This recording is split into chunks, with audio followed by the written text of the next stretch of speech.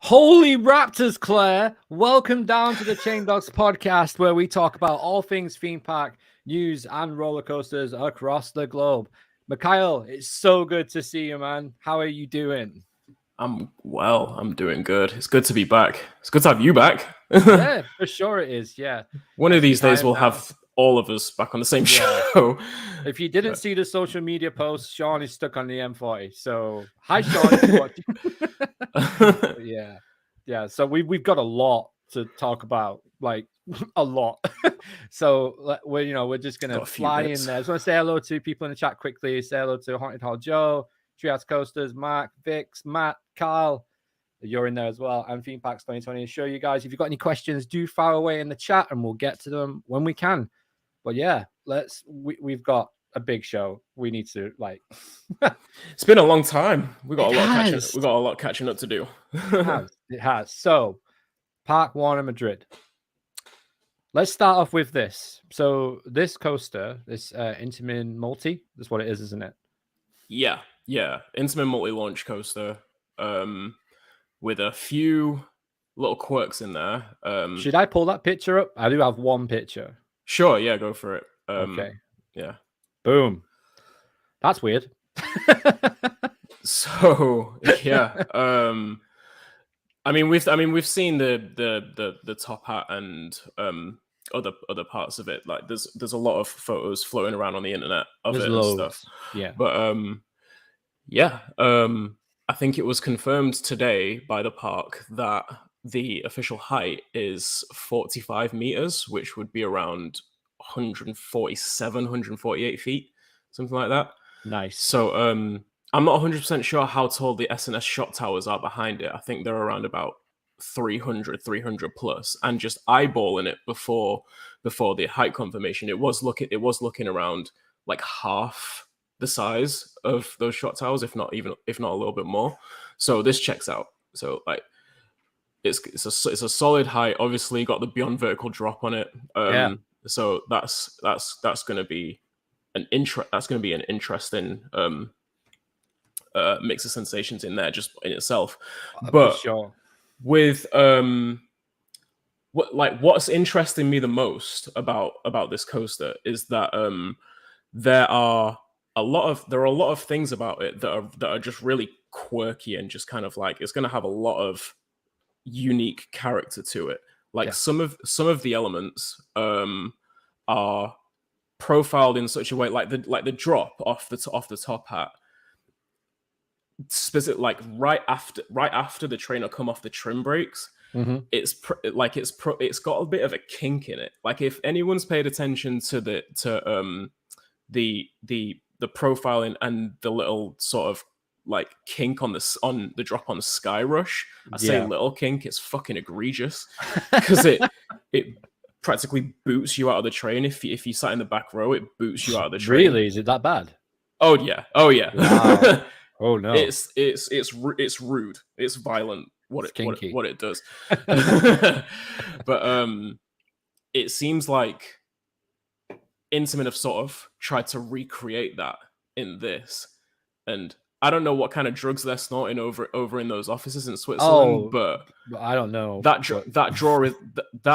stock draw evidently hasn't run out, and it's not running out anytime soon. Because it must be a piece from the Skyrush model, and they just like put it on there, like as they're doing the diorama for the ride. Like yeah, literally, like it's really like only Intamin would do some shit like this, even with the and then like the wave turn that's also in that picture that you showed. But like there are other pictures floating around where you get a bit more of a straight on view at how the wave turn is profiled, and it looks really like it's got a really pronounced peak up at the top. So like it'll get up to the top and then like it's really pointy up at the top. So that's going to be interesting in how that'll eject some airtime, no pun intended, Yeah. into that element, and just see how that will feel in terms of any other forces in there as well.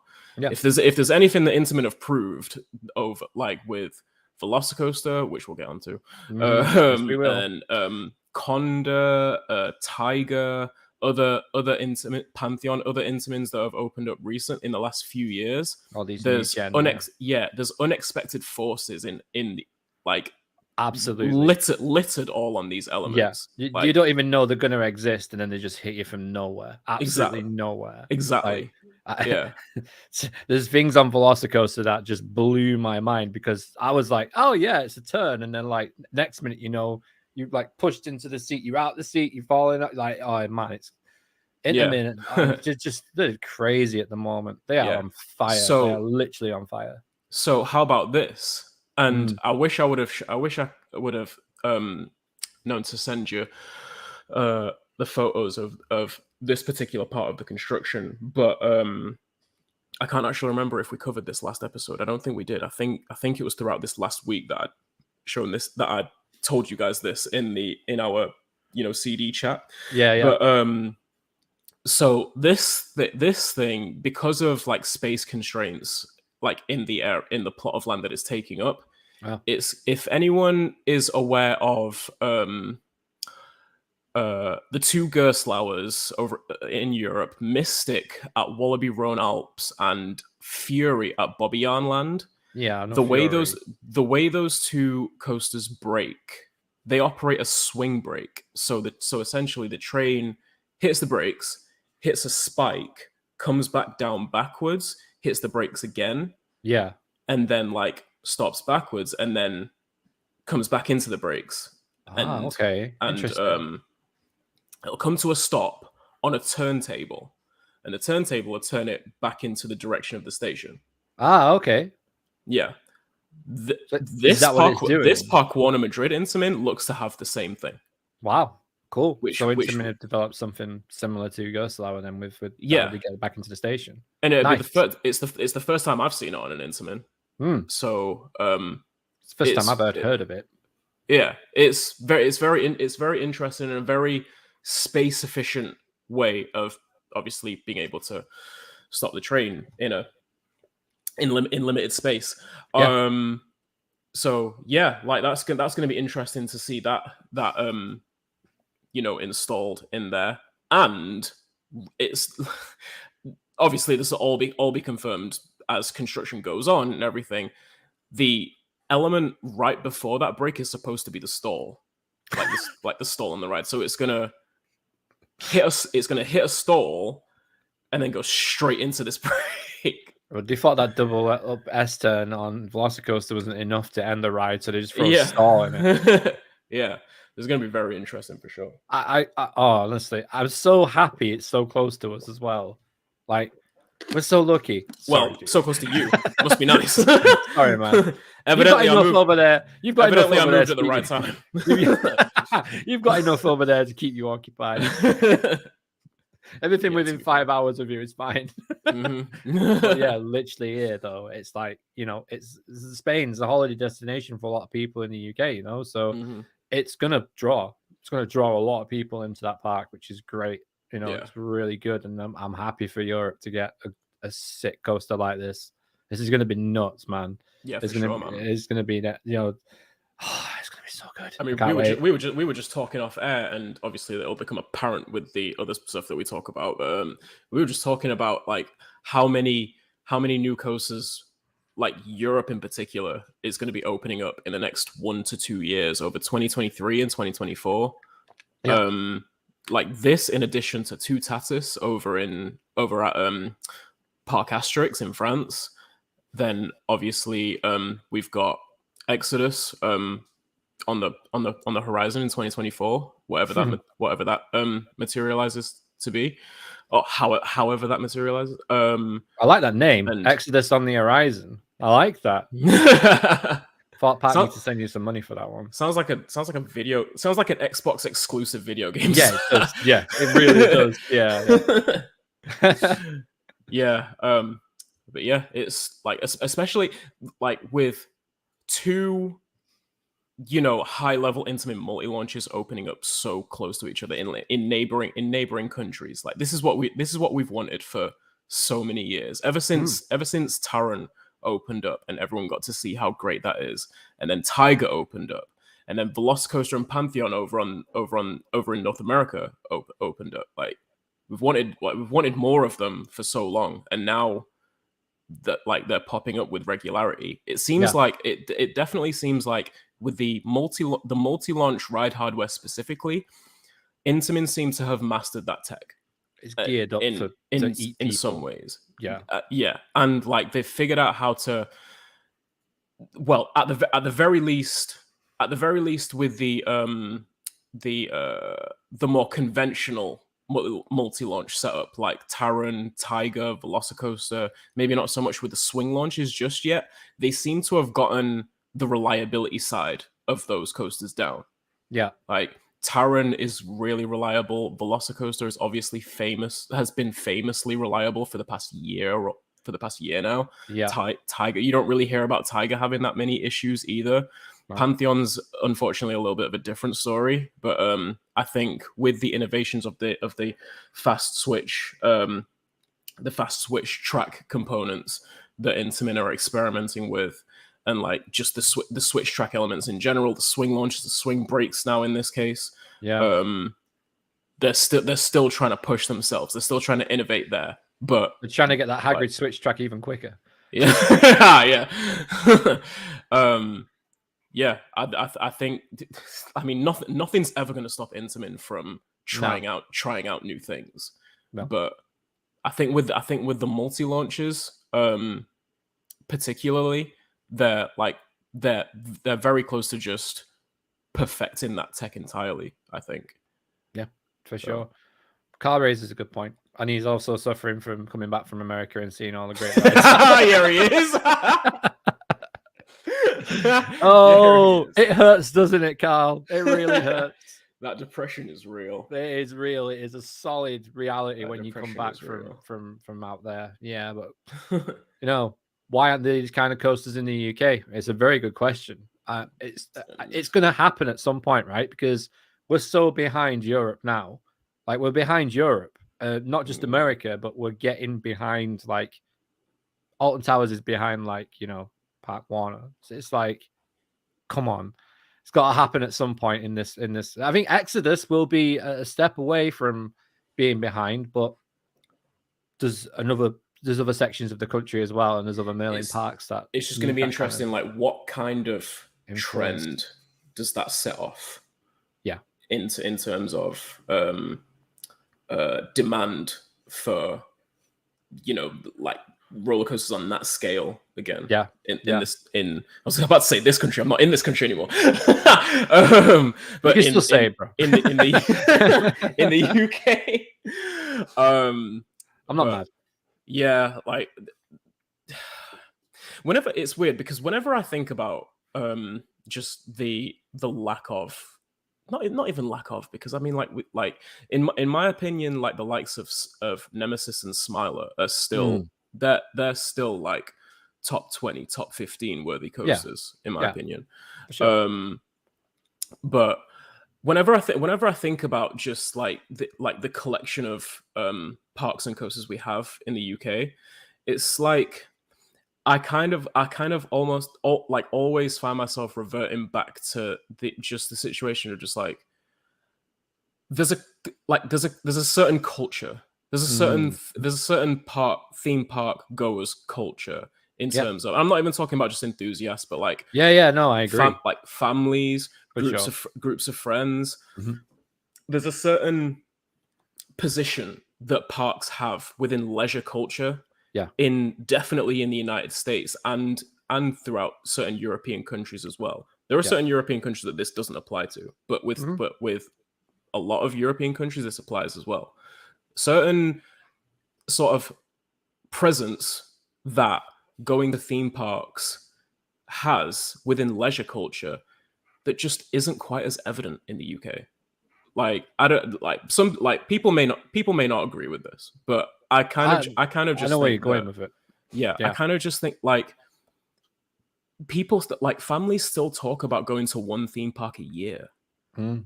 Could you imagine going to one theme park per year? Like spending one day at a theme park a year? No.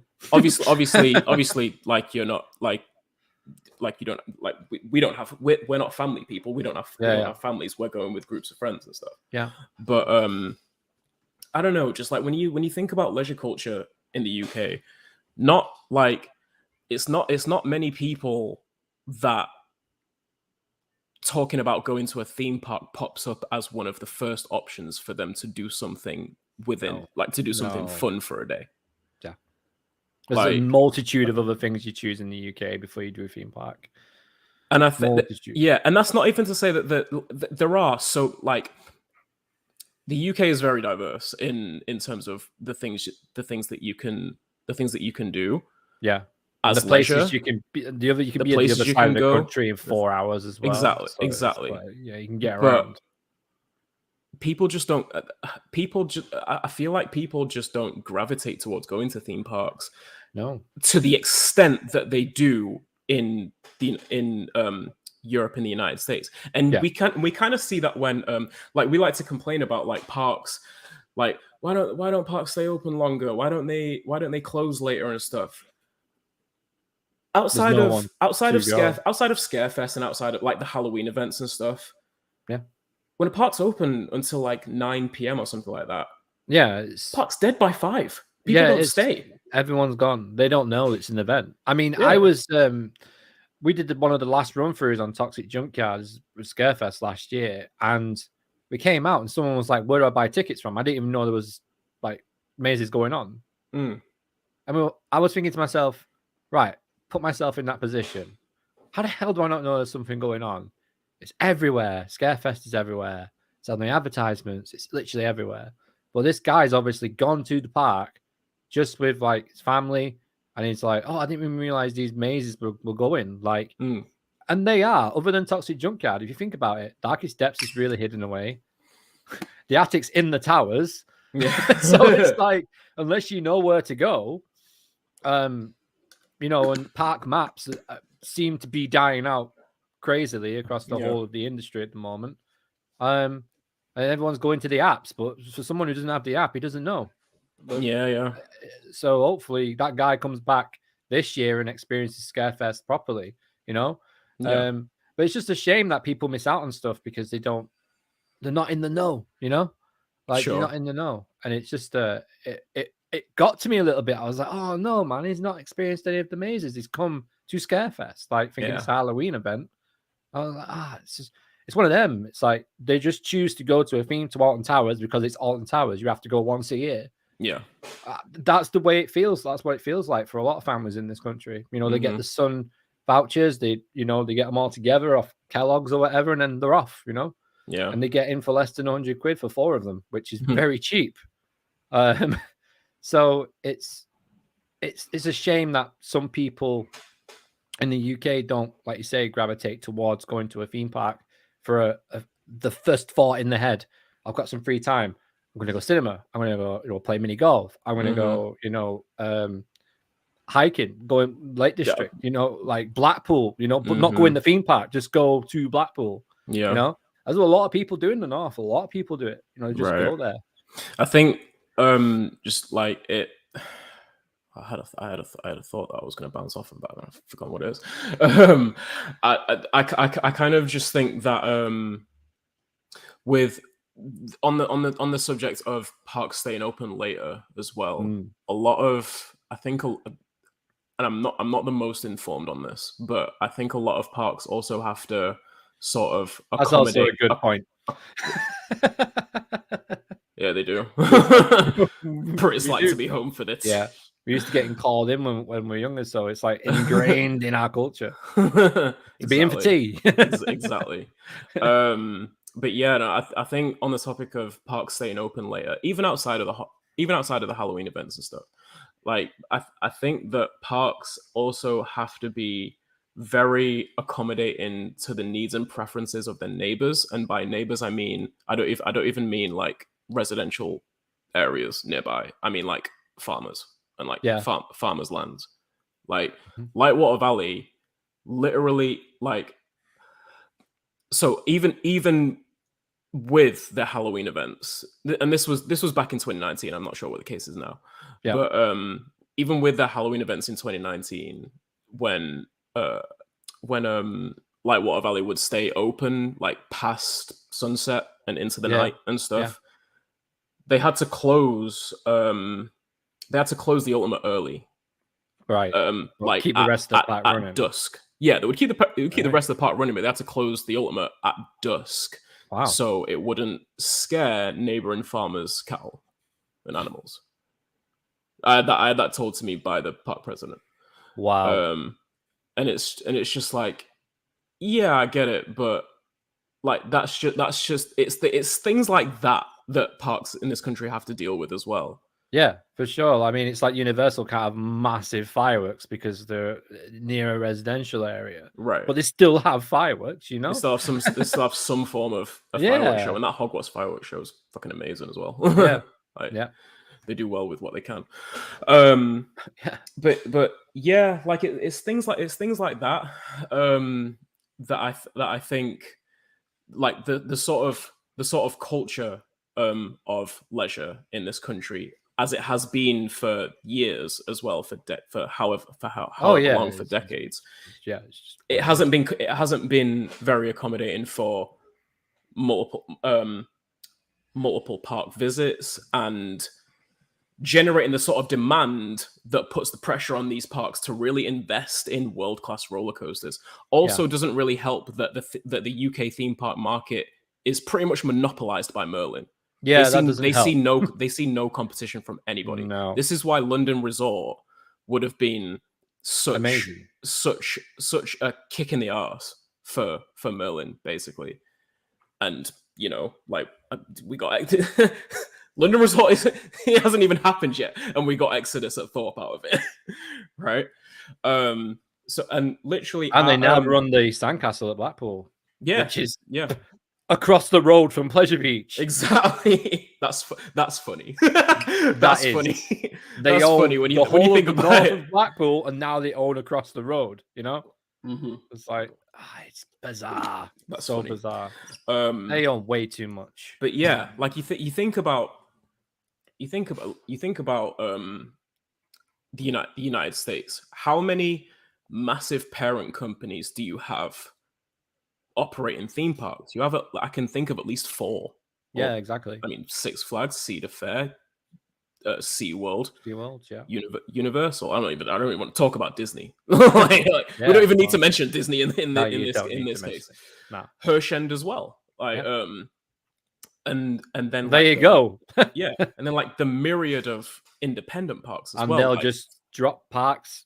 Yeah, 1 or 2 in each state, and then boom, there you go. Exactly, and like it's sort of, sort of the case over in Europe as well.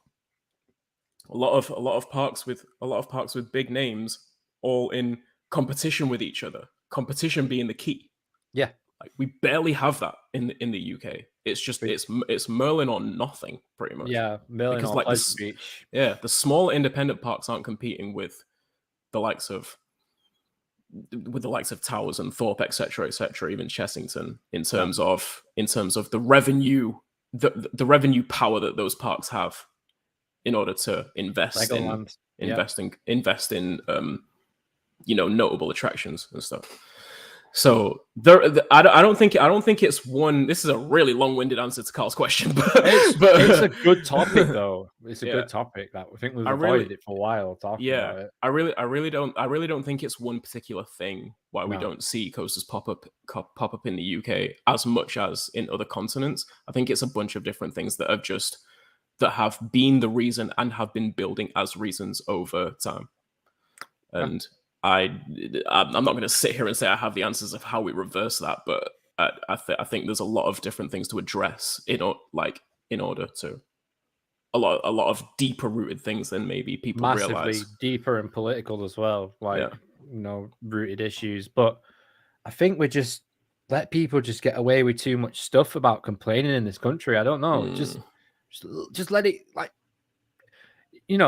if you live in Farley and you owned, in Oakmore, if you owned a shop, right, The only people coming to your shop are the people passing through to get to Towers, or they're leaving because they've just come from Towers. Like, Yeah.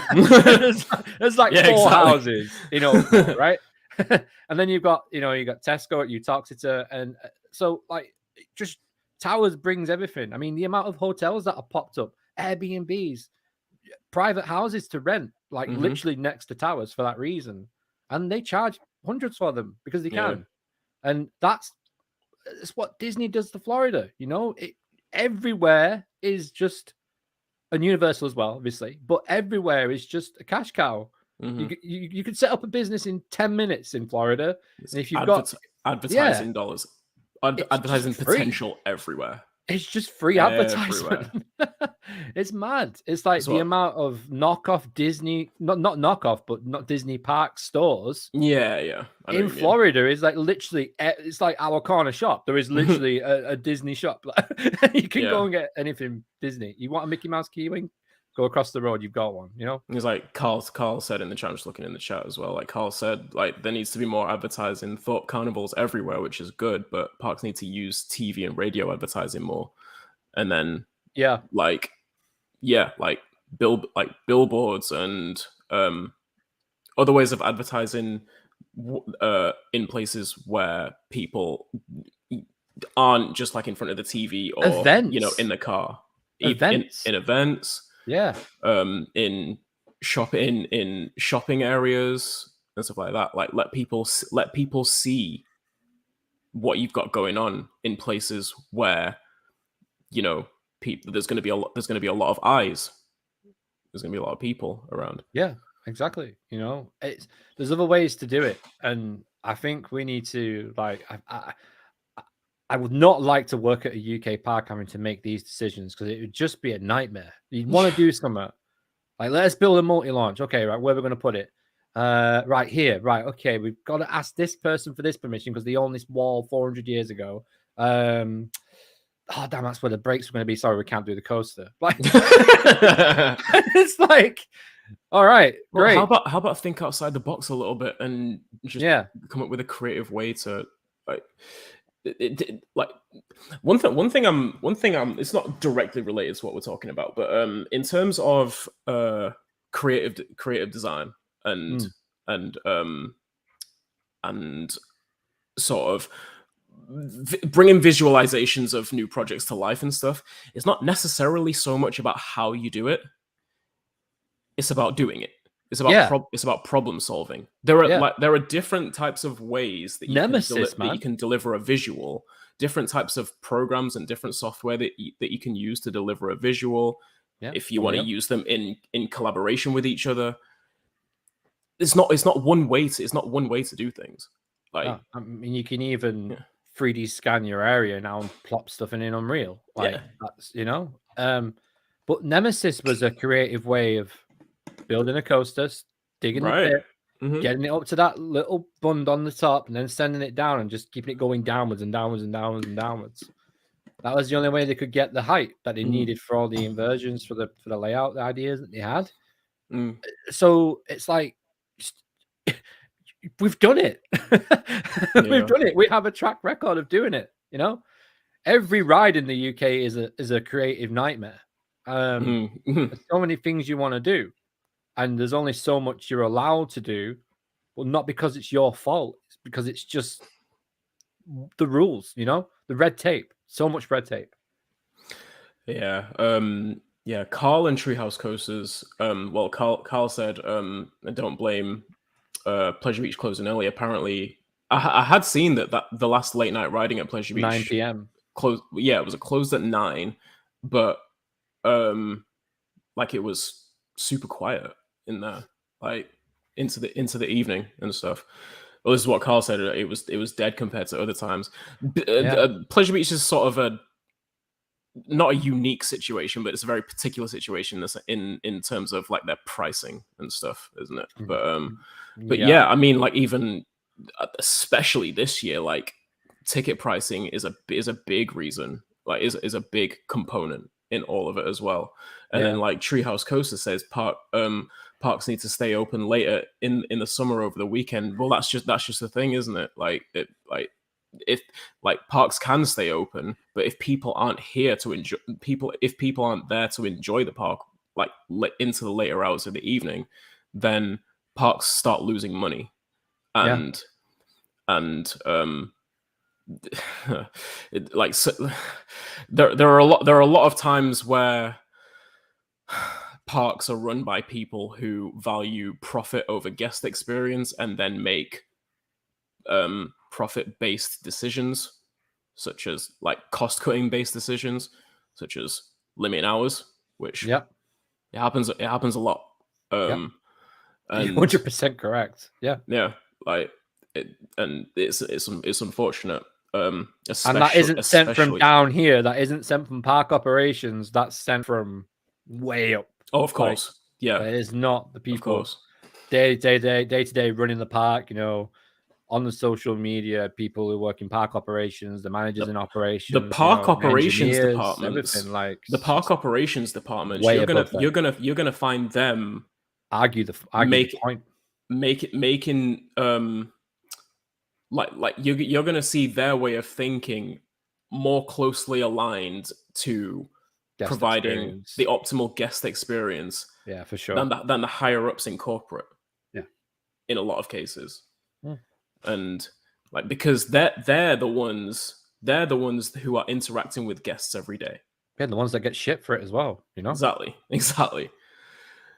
They a lot of corporate and like board of directors, board of executives are gonna put the bottom line before guest experience. A lot of times it shows. It's not hard to see, is it? That's the reason as well. Like it shows. Anyway, shall we switch? I was gonna say let's Europa Park's new Mac multi-launch. Drop the mood down far enough. Yeah, let's go to Europa Park. So so speaking of new European editions, new coasters that we're not going to get in the UK. Europa Park. There's been information getting out there about a new multi-launch coaster over at Europa Park that's supposed to be of the Big Dipper model. Do you reckon this is going to be multiple cars? Oh, 100%. What? Yeah. What? Yeah, absolutely. Yeah. Absolutely. Because, and I'll get into why. Because this is also supposed to have a turntable. But like, let me see if I can do. Should have called this. You have a turntable. You have a turntable. Everybody gets a turntable. Everybody gets a turntable. Everyone gets a turntable in the chat. So, So if I remember correctly, from what there's been a lot of speculation about what this layout is supposed to be, as well as some information about like part of the layout being released on Twitter by was it I don't want to get this wrong. Was it Michael Mack or Roland Mack? Michael Mack. And there was some information about the one, like I think the far portion of the layout, which looked to include a turntable as part of like a mid-ride sort of like second and third and fourth launch sequence, like in the middle of the ride, where the coaster's supposed to hit a turntable and then go into a 3-launch sort of swing launch, because there's a spike in there as well. If you looked at I've seen it. Yeah, that rendering. Don't think a screenshot of it. I might have. Yeah. From what I've been hearing, that turntable is supposed to have 2 tracks on it. No, I've got it. To be able to, I'm thinking to be able to accommodate. And this is all speculation, obviously. I'm thinking maybe to accommodate 2 trains at the same time, which is gonna. Oh, I wonder if they'll cross. Maybe big long stretch, right? Maybe, yeah. And it seems like that the trains are basically just going to double in size. So like it's going to be where the Mack Big Dipper trains are 2 rows of 4 seats. This is going to be 4 rows of 4 seats. So basically, it seems like in this sense, Mark's answer to the Gerstlauer Infinity. Yeah, that's kind of what I sense. thought originally when I first saw the concept for it. Yeah, and oh yeah, also what I've read / heard in just in conversation on Discord, on different forums and stuff. There's supposed to be a roll, like there may end up being a rolling station on this. So if you think about Hagrid's station, yeah, the conveyor belt, how it just doesn't stop. Yeah, it's supposed to have one of those. It may not, but it's just what I've heard. Yeah. So to me, they're great. It seems like they're really cool. So to me, it seems like everything, all this. There are a lot of features on this thing that are geared toward this thing being able to provide as much capacity and as much throughput as possible. Yeah, which is at Europa Park. All their rides are capacity monsters. It checks out. yeah, for sure. So it's a model they've used. Yeah. So like outside of the elements on this looking to be really creative, and really quirky in their own sense, really unique. Just from a capacity standpoint, it looks to be a really interesting addition, and with it being in, I think it's in the Russian.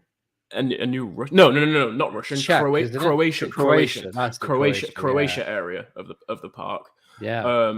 How it's going to be themed, how they're going to theme up those elements. Like the turntable looks to sit in, like underneath some sort of big theme. What could be a big theming element? I think it might be a landmark.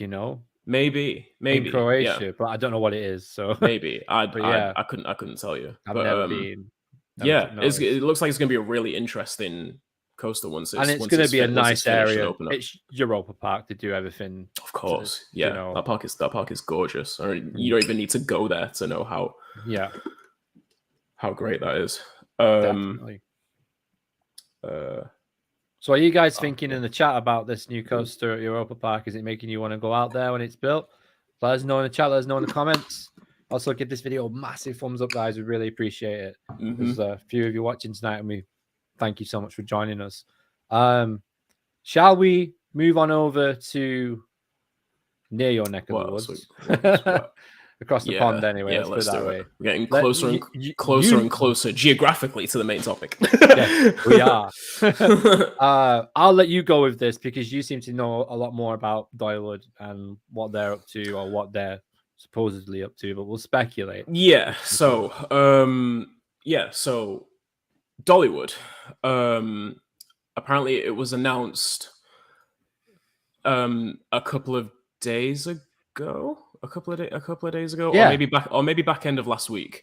They are going to announce their new coaster edition for next year, sometime in the beginning of August, I think it was.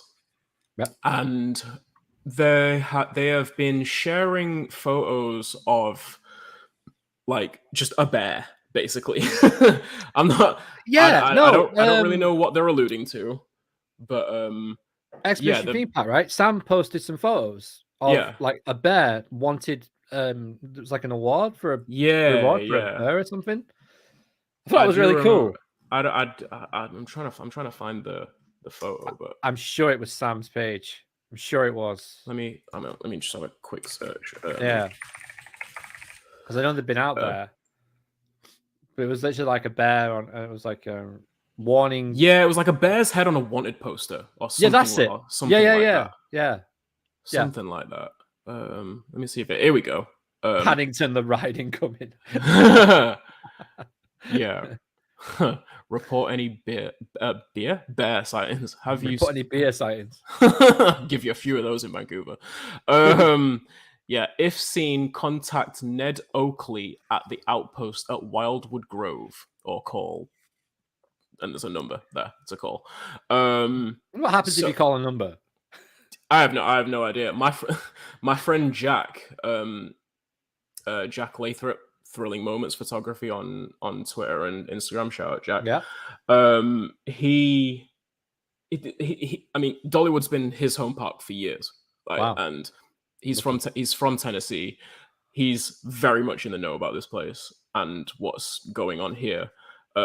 He was just like, I actually remember he shared this in one of our Discord chats, and it was just like, you guys should call this number. I didn't actually call it, but he was like, you should call that number, see what happens.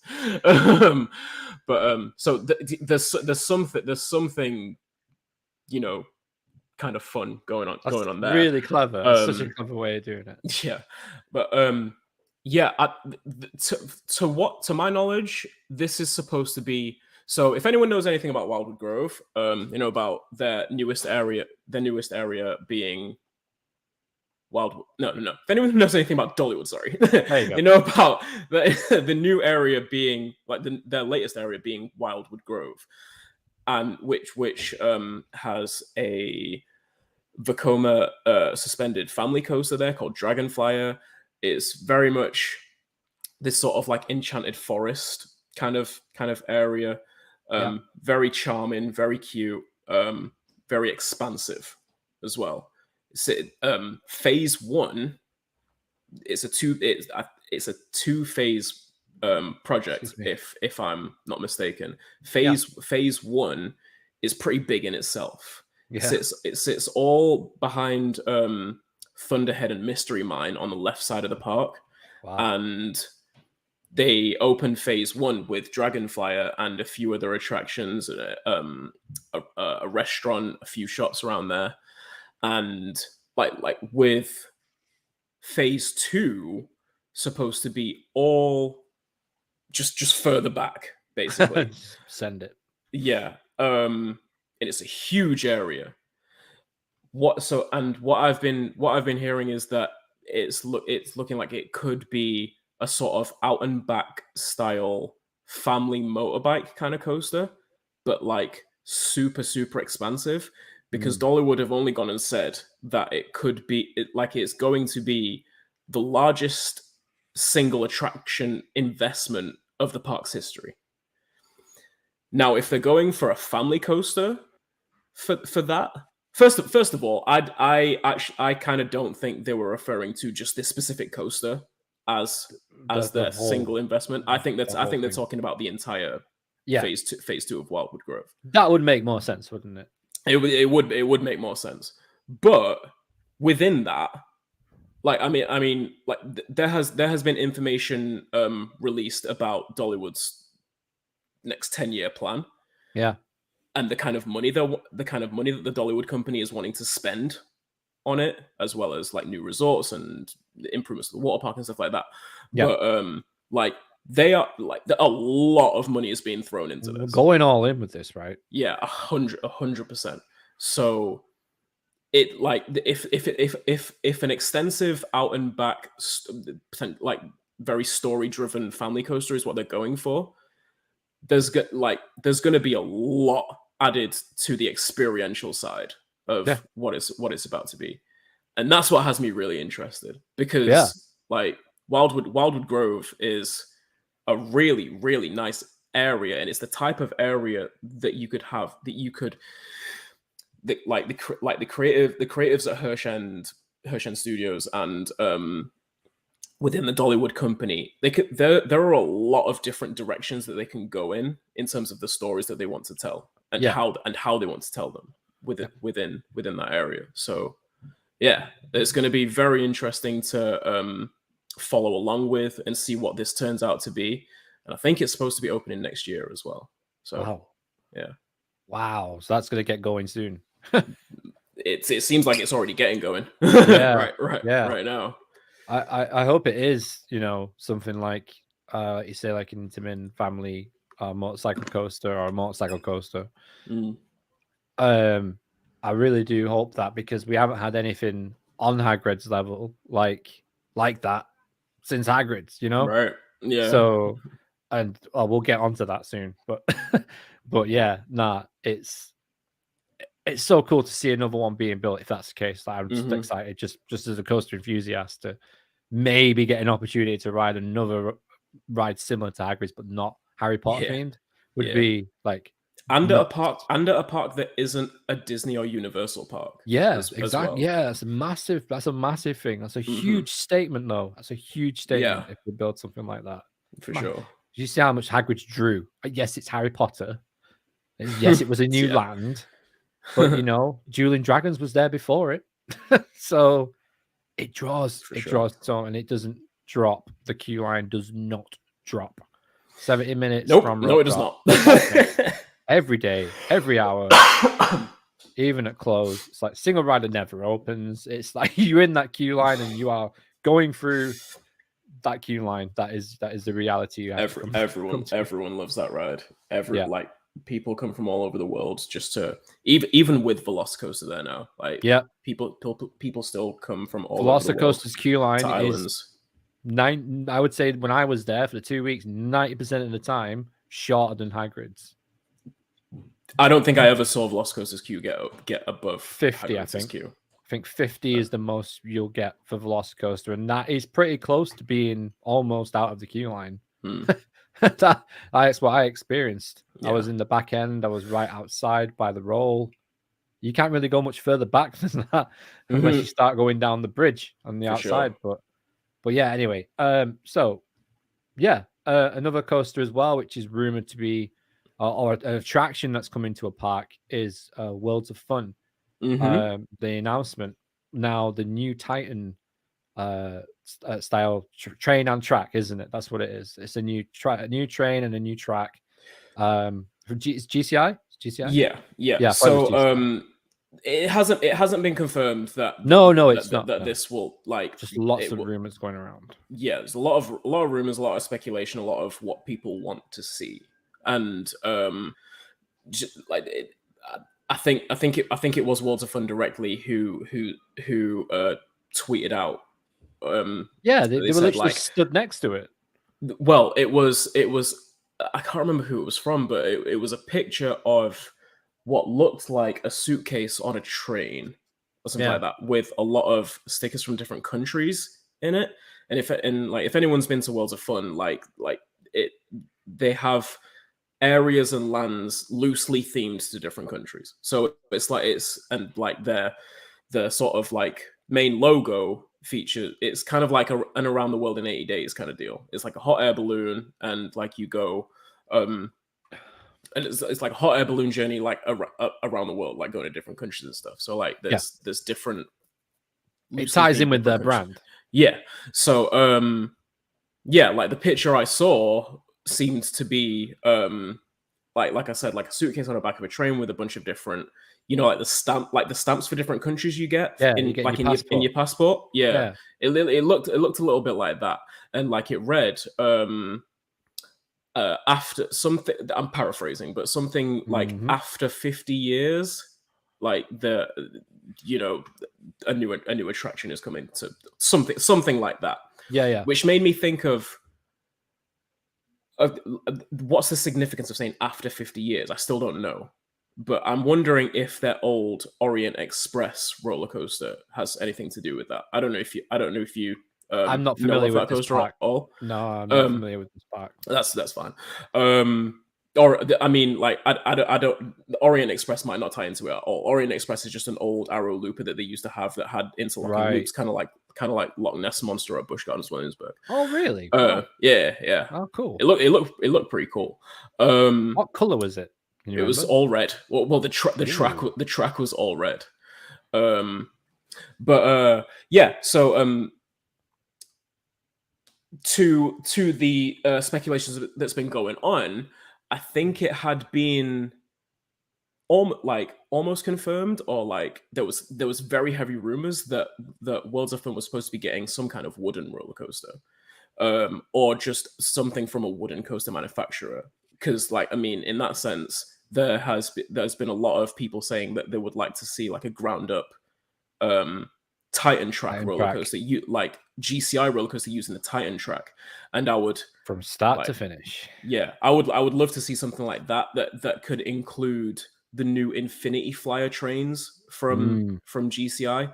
Wow. Because if anyone's seen the Infinity Flyer trains, those things look, oh my god, they look beautiful. Yeah, like, really nice design. They've taken everything from the Millennium Flyer trains and just made it more ergonomic, more they just look fast. Yeah, they look fast. They can articulate corners. They can do inversions. They can do more, for lack of a better term, extreme elements. Yeah. They just look sexy as fuck, and I need to see those trains in action somewhere. So I would love to, if that's what ends up happening, I would love to see that. GCI just going full send with a Titan track layout, and just seeing what we can do. Like they've been teasing the Infinity Flyers and doing tighter turns, steeper drops, inversions, like at past IAPA expos. Yeah, like throughout recent years now. So we might be on the precipice of finally seeing one come to fruition. Yeah, that'd be great. That would be so good. Yeah, that'd be notable, because like a lot of things, it's like a lot of really new, successful, attractive coasters. What kind of trends do they set off in the industry? Like, where else do we see these pop up? And like, that's if they sell, if they sell, yeah. If RMC just price their coasters out the market, so you need a big one, has to do more than Iron Gwazi, has to do more than Steel Vengeance, do more than Zadra. If these guys come in with a Titan track and they can offer like speed inversions close to the ground, you don't need to spend millions on going up high for the highest RMC, the longest RMC. But you could do something similar, but like at a family level almost, but like just really go all out with layout design, fluidity of the layout, how it banks, how it turns, how it how it pops the air as well, ejector. It will feel different to an RMC. So yeah, definitely. That's where I think it's gonna have its niche in the market, if you will. Right. High Extreme in the chat said, do you think we'll get the GCI interlocking corkscrews that they showed at IAPA a few years back, which is what I was alluding to with the models that they showcased past IAPA shows? And he said, as a new gen tribute to Orient Express. And this is what I was kind of talking about with the interlocking loops on Orient Express. Obviously, like I don't know if Orient Express ties into this at all. Obviously, the visual how could I know? But yeah, that would be a super cool idea. I would definitely be a new logo for the park. Back that. yeah, or just some kind of imagery that they can use as like a secondary logo, or definitely, or anything like that. That would be super cool to see for sure. Yeah, that would be awesome. Right? Should we go to Game? I'm gonna let you take this last one. Right, because Tron, it'll lead us perfectly into the main topic. Tron at Magic Kingdom is testing more frequently.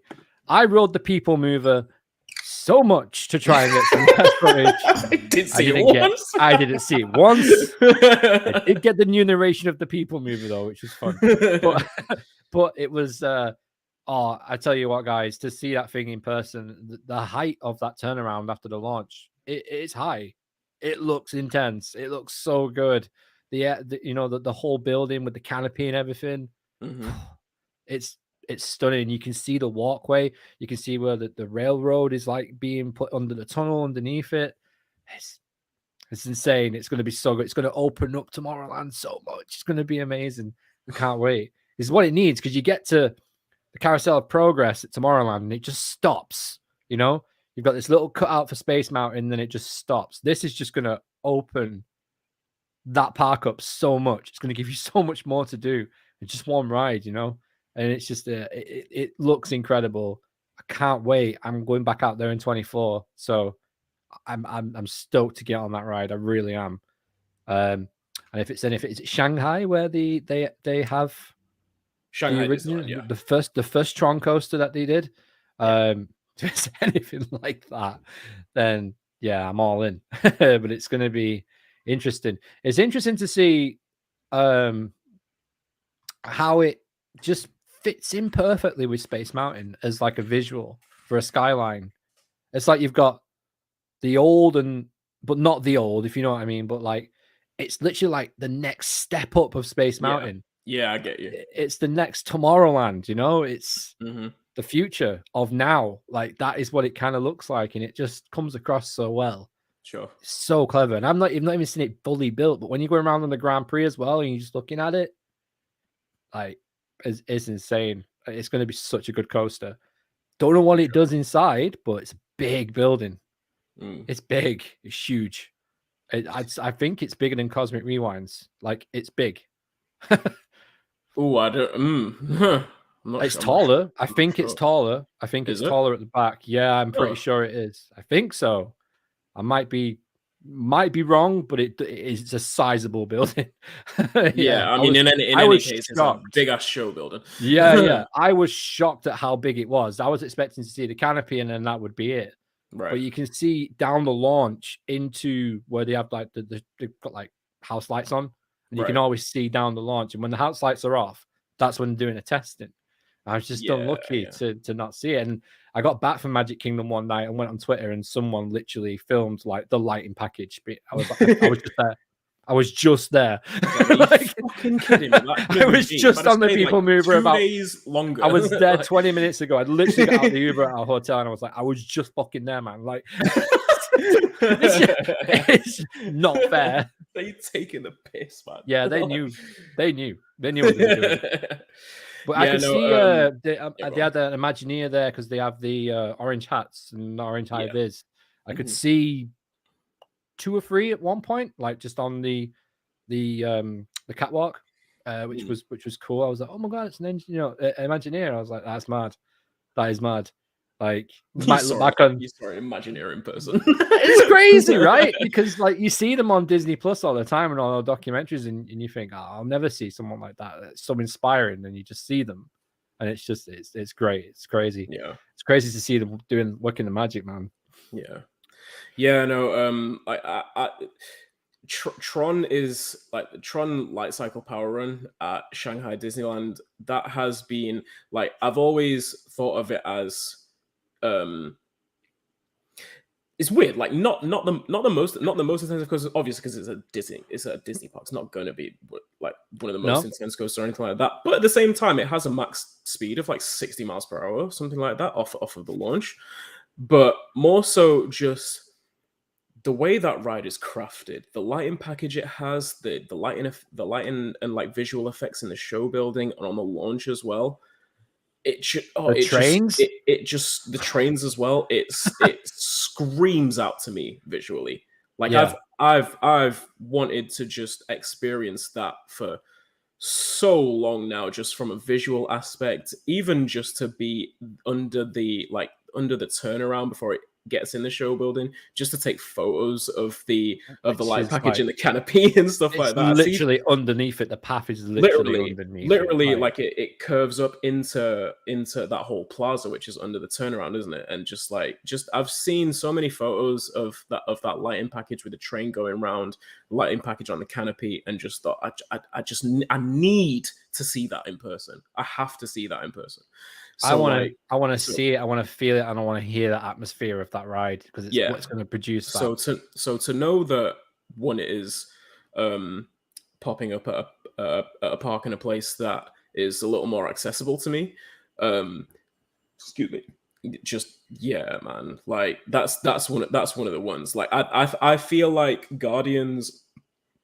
I'm going to enjoy Guardians more as a coaster, but as just from a visual standpoint, and just appreciating good lighting packages, really, more so than anything else, and good visual effects. Man, I really want to get on Tron, and I enjoyed the Tron movies as well. I enjoyed Tron Legacy and the original Tron. So I'm not like eagerly awaiting for it to open, just because it's taken fucking 10 years as it is. obviously, Sean put something funny in our chat. It was like, I was there. I found a photo of that. Oh yeah, I was trying to get. And he took that exact same photo in 2019 or 2020 before COVID. And at the same time, at Universal, it was taking photos of the footers going in at Velocicoaster. Yeah, literally. Like that portion of track had been completed as Velocicoaster was just getting its footers placed in, like, into the groundwork. And Velocicoaster's been open a year now. And Tron's not even finished yet. They've not even done the train as well. The train's going to be a massive part of it as well. Exactly. That's hilarious, but it's crazy. I mean, there must be reasons. But it's mad to think that thing was being built like 2 years before, pretty much. Velocicoaster now. Yeah. Ads in the chat has just been saying the same thing. Or just like Universal built an entire park's worth of new attractions. Yeah, they've almost put a full footprint down they're cracking on with Epic Universe as well. So in quick cheap plug here. So in my latest vlog, when I went to Magic Kingdom, no, it wasn't Magic Kingdom. It was Animal Kingdom. Just when I was in there, I talked about when we got dropped off, our Uber driver drove us past Epic Universe. Okay. It's massive. Nice. Oh, yeah. It's like, huge. It's fucking huge. So many blocks big. Like, it went, that tree there, and I was like, that's where the entrance is going to be. And I was like, okay. And we drove, and we drove. I was like, where's the end? It's like, it just doesn't. It just goes. Like, it just goes. And it's in a weird place, though. Like, it's off Universal property, but it's like set back from like Dockside and Surfside, that road of Universal Boulevard. It's literally just on that. So does that mean where I drive is this going to become Universal property with like the resort they have? Or I don't think iDrive is going to become Universal property. I think they're just gonna use that basically that junction. It's literally a junction. They're going to use Universal Boulevard, and then when they construct Universal Way as well to just connect the main resort, the main resort property of obviously Islands and Studios and all the hotels there, connect that with what they've got with Epic Universe and the like the I think there's 2 other resort hotels that are going down next to Epic Universe as well, but they're going to use Universal Boulevard. They're going to extend Kirkman Road, I think it is, add a designated bus route, designated shuttle bus route on that road to basically just connect both sides of the that would make sense. Both sides of the resort. But that's such a massive undertaking. Oh yeah, it's huge. It's so big. Yeah. I can't stress this enough how big it is. It is massive. I couldn't believe it. I was shocked. It was like, this is the start, and I could see all the cranes and doing all the groundwork and a bit of concrete here and there and stuff. And it was just the place as well. The site was rammed with construction workers. Oh yeah, they've gone full send with that now. Yeah. That's them right up until it opens, which is looking like, what is it? 25 at the latest, 2025. Think so. At the latest, it could be earlier than that. But well, I mean, I'm going in 24, and I'm staying down Disney end, so I hope it doesn't throw a spanner in my trip. Yeah. But yeah, no. Like, just one thing that's stuck in my head from what I've heard about Epic Universe is just like Universal Creative's intention for that park. Thematically speaking, they want it to compete with Tokyo Disney Sea, which is arguably the most well-themed theme park on the planet. It looks I watched the Imagineering story after I got back from Disney, and that park, man, that was so nice. The way they did everything nautical themed, like exactly, it's crazy. It is crazy. Open summer 2025 officially, but likely to be late 2024. Wow. Yeah. Epic Universe is close to the convention center. Yeah, that convention center is massive as well. But yeah, there's loads of hotels down there, and bro, that convention center's fucking. So I went to it's like an airport. I literally went to the IAAPA Expo last November, like for a day, and was it in there? They have it at the convention center every year. That's right. That's basically that's basically IAAPA's headquarters. Okay. And they have the expo in there every year. That place is fucking huge, man. Like you can be standing at one side, you can only just see the wall at the other side of the building. It's so big. Because I mean, like so many different companies. Like you have to remember, like the attractions industry isn't just for theme parks. It's for everyone. Family entertainment centers, arcade companies, scare attractions companies, like everyone in just leisure in general, visitor attractions, leisure in general. Everyone's there. Everyone's there doing trade deals, hosting seminars, things like that. Networking. It's a great event, and it's huge. It's absolutely huge. So like when Epic Universe opens up in those resort hotels, there's going to be such a just get down to Orlando. Just like everyone just get down to Orlando. It's going to be the new opening day. Everyone to Orlando when this thing opens, because the convention center is now the new Velvet Coaster. Like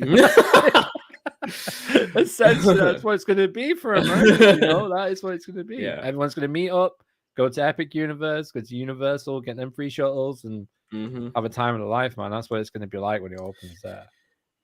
But yeah, not to tangent too hard. Yeah, Tron. Yeah. I'm very interested. I'm very interested and very excited to see another Tron light cycle run. Because I've definitely wanted one closer to home. Yeah, definitely.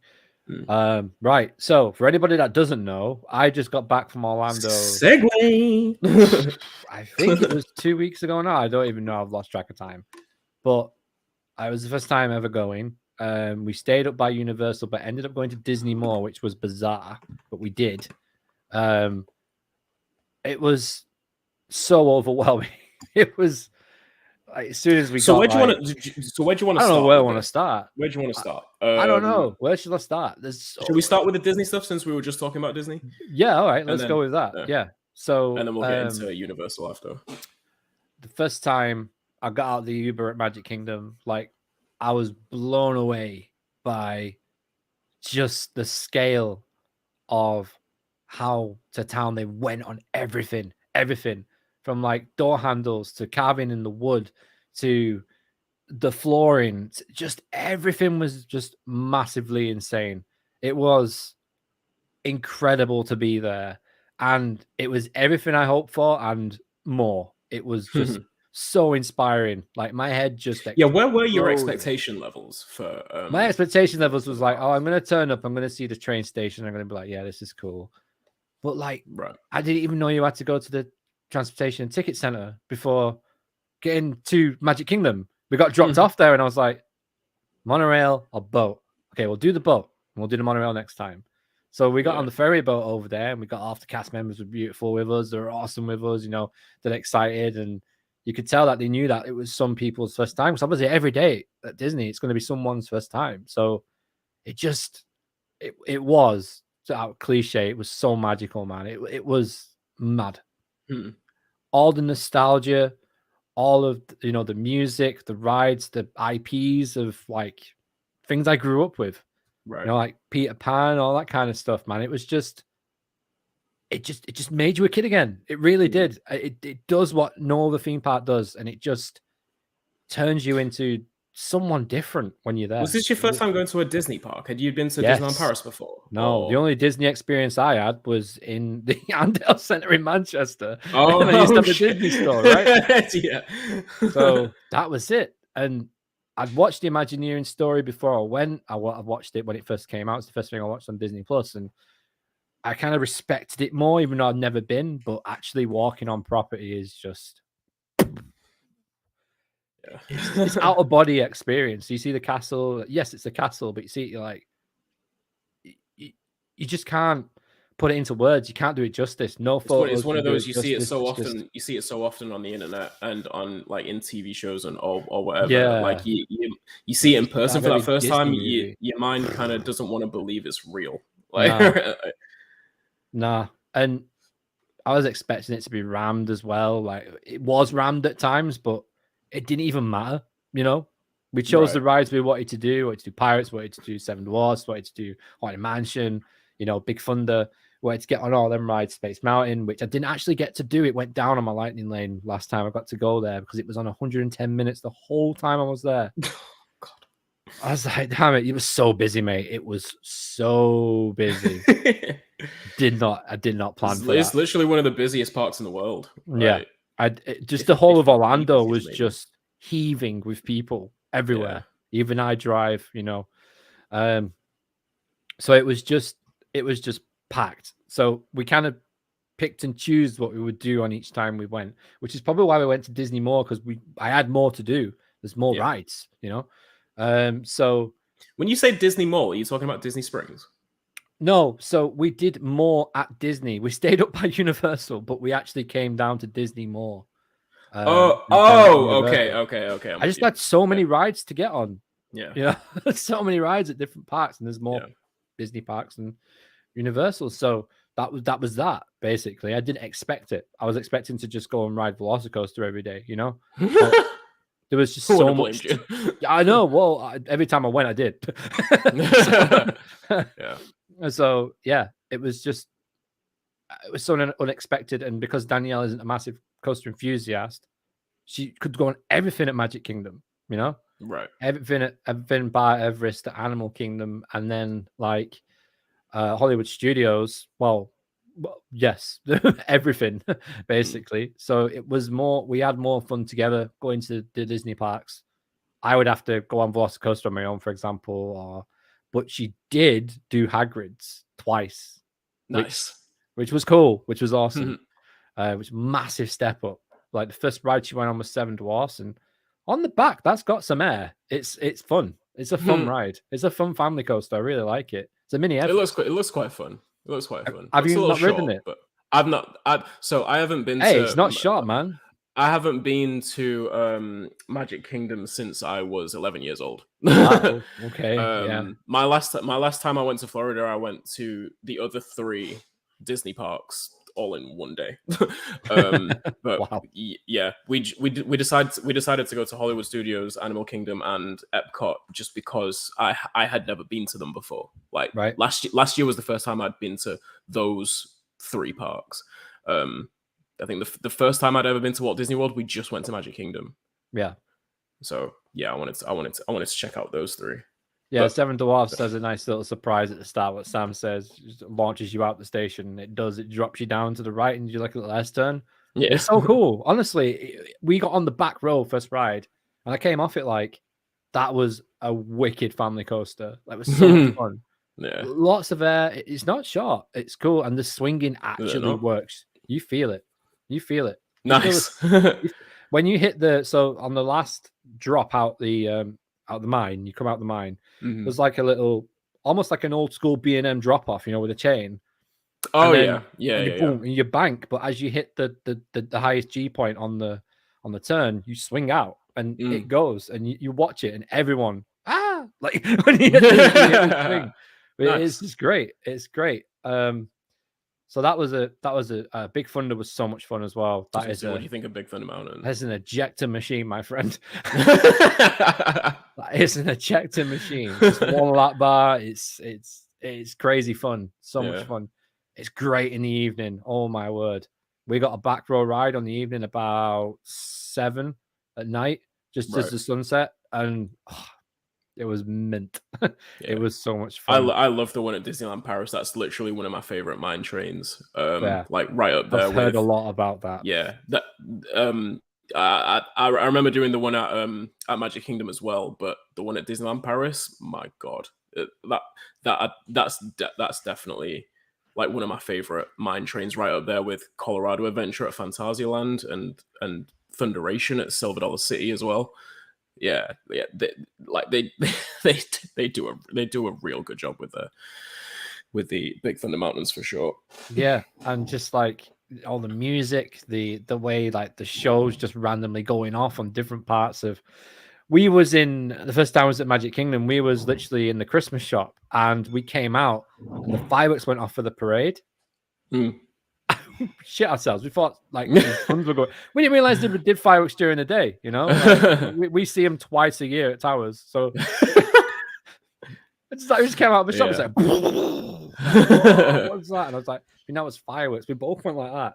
Like, so that was funny. That was a great day. Ended it off with Enchantment. Enchanted, sorry, the new show that you put on at Magic Kingdom Fireworks. Oh yeah, you guys know I'm a massive firework nerd, and that was like the ultimate. it was the ultimate. So I thought. The 4th of July fireworks they put on was bonkers. I've never seen. They must have been ridiculous. Yeah, the whole of Magic Kingdom was turned into a rave for 2 hours before fireworks. It was crazy. That's insane. And that vlog's coming out soon as well. But that was like they had strobe. Like, they put up separate lighting towers, and they had strobes going off. Did like these hosts like doing all, like, making you interact with them and stuff. A really good DJ, really good music, great set. It was just fun. It was so much fun. I came out of round cases, and I was like, "How is it? Like, what's going on here?" Like, we were like, "It's like I think it was 7. Fireworks were at 9." We were like, "Oh, we'll go and get a spot." Nope. people have been sat there on towers for like 5 hours. Like, we underestimated, because for the first show we was able to walk in and stand. This one we was like, there was no room behind me. There was no room to the side of us. There was no room in front of us. It was like we was at a festival. Like that. Yeah. That is what it was like. You couldn't even see the exit to Tomorrowland. Like, you couldn't see it. We were just in the middle of people. That's insane. That must have been so good. It was literally like being at a festival. Like, it really was. That's dope. Bubbles everywhere from all the bubble machines kids had, and it was just such a cool vibe, man. It was such a cool vibe. But then, so Magic Kingdom, loved Magic Kingdom, went there so much. It just inspired me to go back and just look at everything differently, you know? Sure. It just opened my eyes massively. Like, Islands of Adventure opened my eyes like the first day I was there. But then when I walked, I know, like I know how much Islands open your eyes. Jesus Christ, that destroyed my whole world. Literally on day one, messaging me like, "We don't have theme parks in the UK. We don't have any theme parks. These are theme parks." It was the same time everyone was going mad for flags in Six Station, and I was like, no. That was so funny. What's the Watchtower? Local man goes to Florida first time. I was like, right, nah, fucking London. I'm not coming home. I was literally like looking at jobs out there and stuff. Like, I was like, how do I move here and stay here? I was messaging Sam as well. I was like, so how do you actually get citizenship over here? Like, I was genuinely asking him. But no, he was a massive help, by the way. Shout out to Sam. He really did help me out on a few occasions, trying to figure out how to get places and all that kind of stuff. So cheers, Sam. Sam's appreciate great. it. And I'm saying it on record. Like, I'm trying to get down there at the end of September. I will be coming to see you, Sam. Like, I'll send you a message. I don't care how long you want to keep this joke going for. I'm blowing up your messages when I come down there, when I get back down there. Yeah, it was great. It was so great. Unfortunately, I couldn't do Busch Gardens, so that was just... like I still can't believe you didn't. I still can't believe you couldn't get over that. We couldn't get over. It was too much, man, because I needed quick queue, because I can't have Danielle hanging about for 2 or 3 hours, you know, like, while I just go and ride coasters. Like, I couldn't do it. So we'll get onto that in a sec. So so you got to all 4 Disney parks, right? Yes. Yeah. Which was your favorite?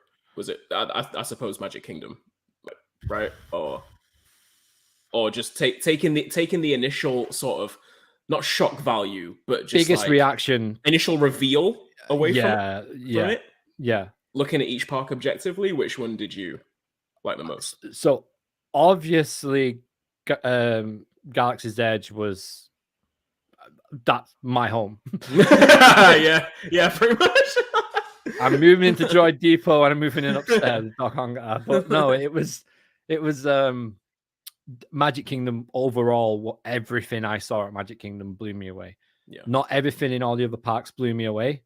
Like like Hollywood Studios is very small. It was in comparison. It was like chalk and cheese. Like you could see on our Danielle had a step meter on a phone, and you could see when we went back to Magic Kingdom. It was like 17,000, 32,000. It was like peaks. And it was just but my favorite experience was definitely Batuu, Galaxy's Edge. It was just seeing that. We walked in by Toy Story Land, so I didn't even know what Star Tours entrance looked like. We'll get onto that in a bit. Yeah. But we went in by Toy Story Land, so I got to see Slinky for the first time, and then like Aliens, Flying Saucers, and all that area, and Andy's Lunchbox. And did you get to ride it? I actually didn't get that cred when I was. Slinky, we'll talk about that. That is amazing. Right. So we walked through, and then literally in a space of 2 meters, the atmosphere changes so quickly. It's the weirdest thing ever I experienced. I turned around to Danielle. I was like, I was filming the vlog, and I was like, it's just changed. Like it just literally felt like you'd gone to another planet.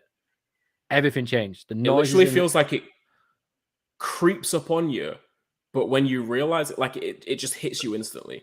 Yeah, it's weird. Like that's it's a really well done transition between the two areas. It's just a little pathway with some lights and some critters going off in the in the walls, and you can hear like scratches, and then you start to hear like the TIE fighters going over. Yeah. It's like, so when I walked in, that's what I heard.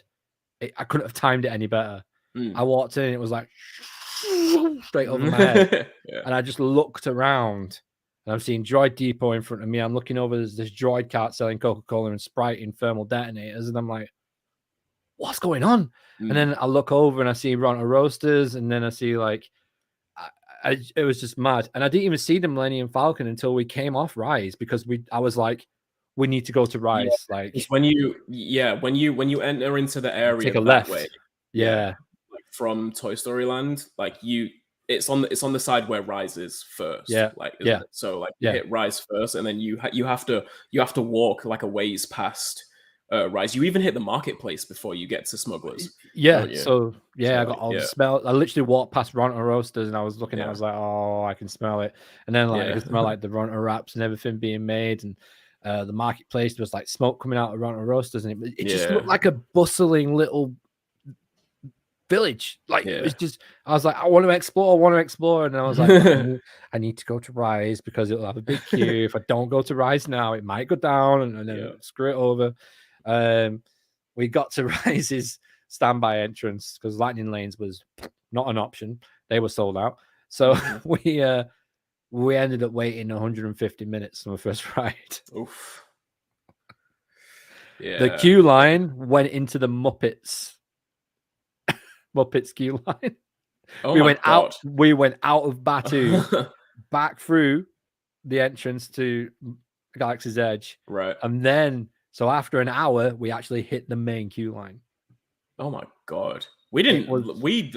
Granted, I was there in November, but it was long. And it was the excuse me. It was the first thing we did. Like it was the first thing we did of the day. So like we beelined it there, and we must have waited distracted by Jedi. We must have waited like 50 minutes or something like that. Yeah, so that would have been the indoor queue line. You would have got straight in the indoor queue line there then. Yeah. So we basically, where we met the queue was not like just a bit before the caves. Right. Okay. Yeah. Yeah. Just before, like, because there's obviously the bit outside, and then it gets like into this sort of like, it's not the caves, but it's like rock work that's just formed over the queue line, and like you can look out like outside a little bit. There's a little waterfall. Yeah. That section of it. We met the queue there, and then obviously took us into the caves and stuff. I thought the queue line was cool. Like it was that queue line. Get onto it. Smuggler's queue line is so much better, but I did like the Rise queue line as well. What I liked about Rise is that you wasn't supposed to know anything was there. Right, that's the whole premise of it, right? This is what me and Sean were saying last when week. You get through and you get through and you get through and you get through, and all of a sudden you're starting to see power lines and cables and little lights going off, and you got sensor cameras in the side that Resistance use in the movies and stuff. And then you get further in, and then before you know it, you're in front of Rey and BB-8, and you don't even realize how long you've been stood in the queue, because you've been looking at flight suits, you've been looking at props from the movies, you've been looking at all kinds of stuff, and it's just so cool. It's so clever. And then from there, you're still not even on the ride. Like, I was like, okay, transport's coming up. I know this because, like, obviously. So we hit the transport, and then I seen the animatronic for the general, and I was just like, so cool, isn't it? How they managed to weave basically like the delivery of that part of the storyline into what is effectively still the queue line. Yeah, I know. And actually place part of like one of the, because it's like one of 2 or 3 different ride systems throughout the entire thing. How they managed to use a ride system as part of what is still the queue line and deliver the story in that from like in transport. So dope. Did you look back? Have you ever looked back through the back window? I can't remember. You see the transport taking off from Batuu. Oh yeah. I did. Yeah. So I looked back. I was at the front, but I looked back, and then when we set off, I started filming from the front. So I was at the front for all the action. You could see all the flashing, the lasers and the cannons and stuff going off above you, and shit's rocking, and all you're doing at the time is just doing this. But it feels like literally, it's just a carousel. It's just a carousel taking you up to like the second level. It doesn't feel like that. It's so weird. And so then well done. When they open them doors, man, and you go on, walk me through that reaction.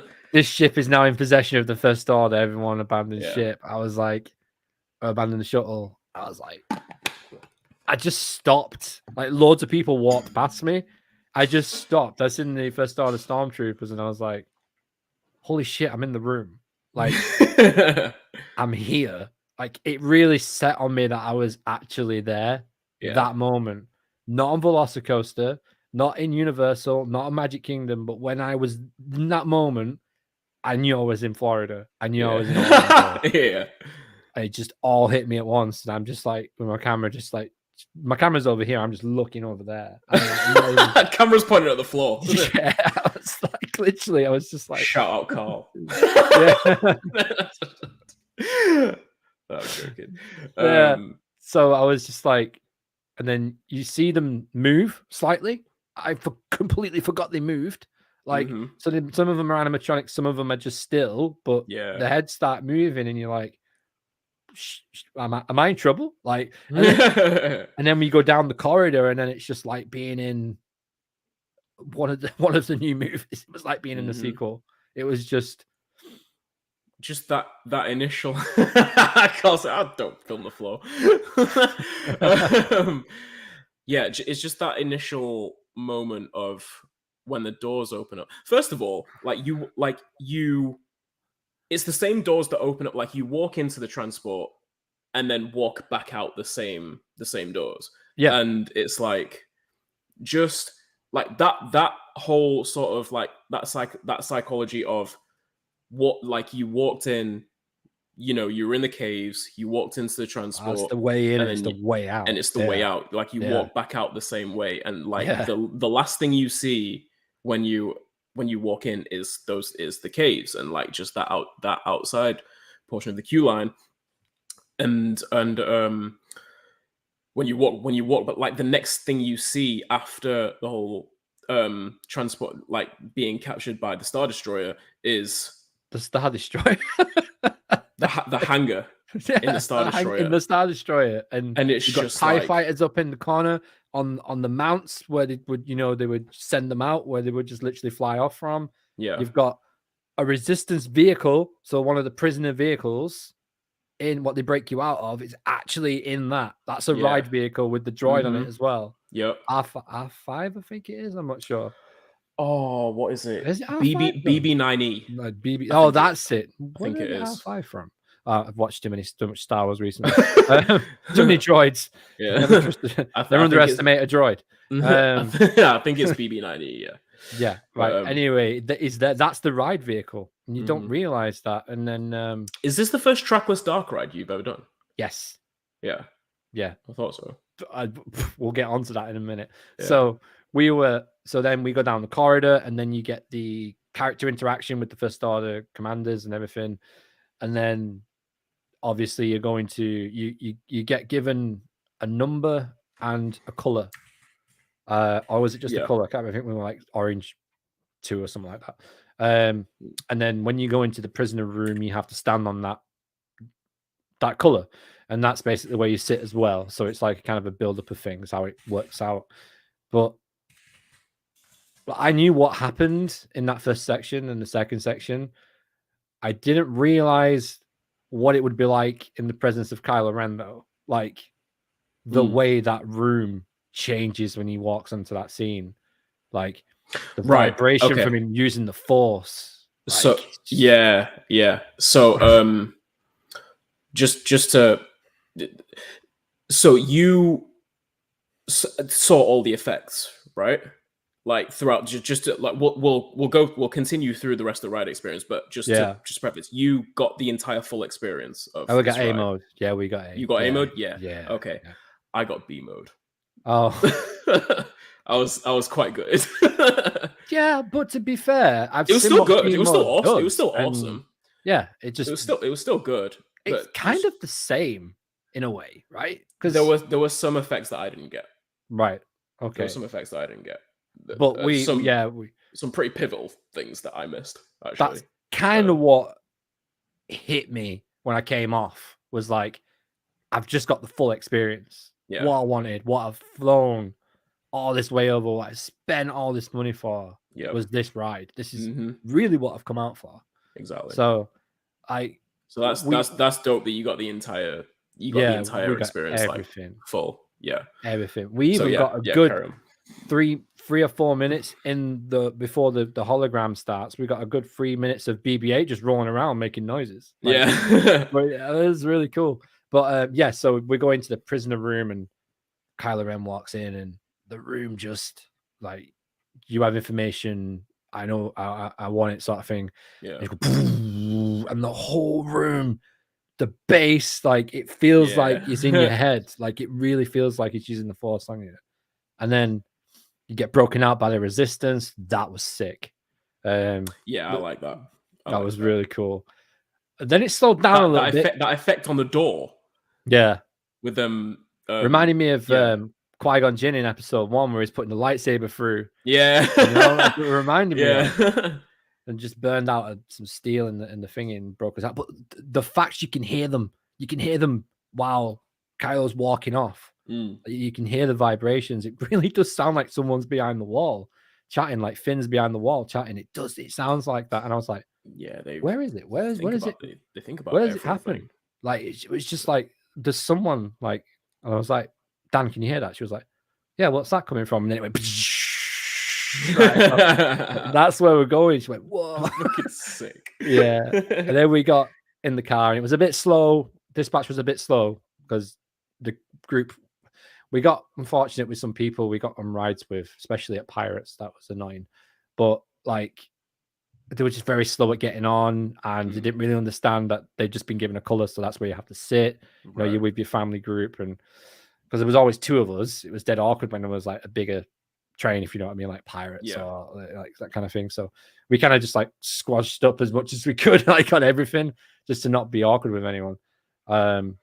So we got in, seatbelts on, pull the yellow tag, which is a very prominent thing.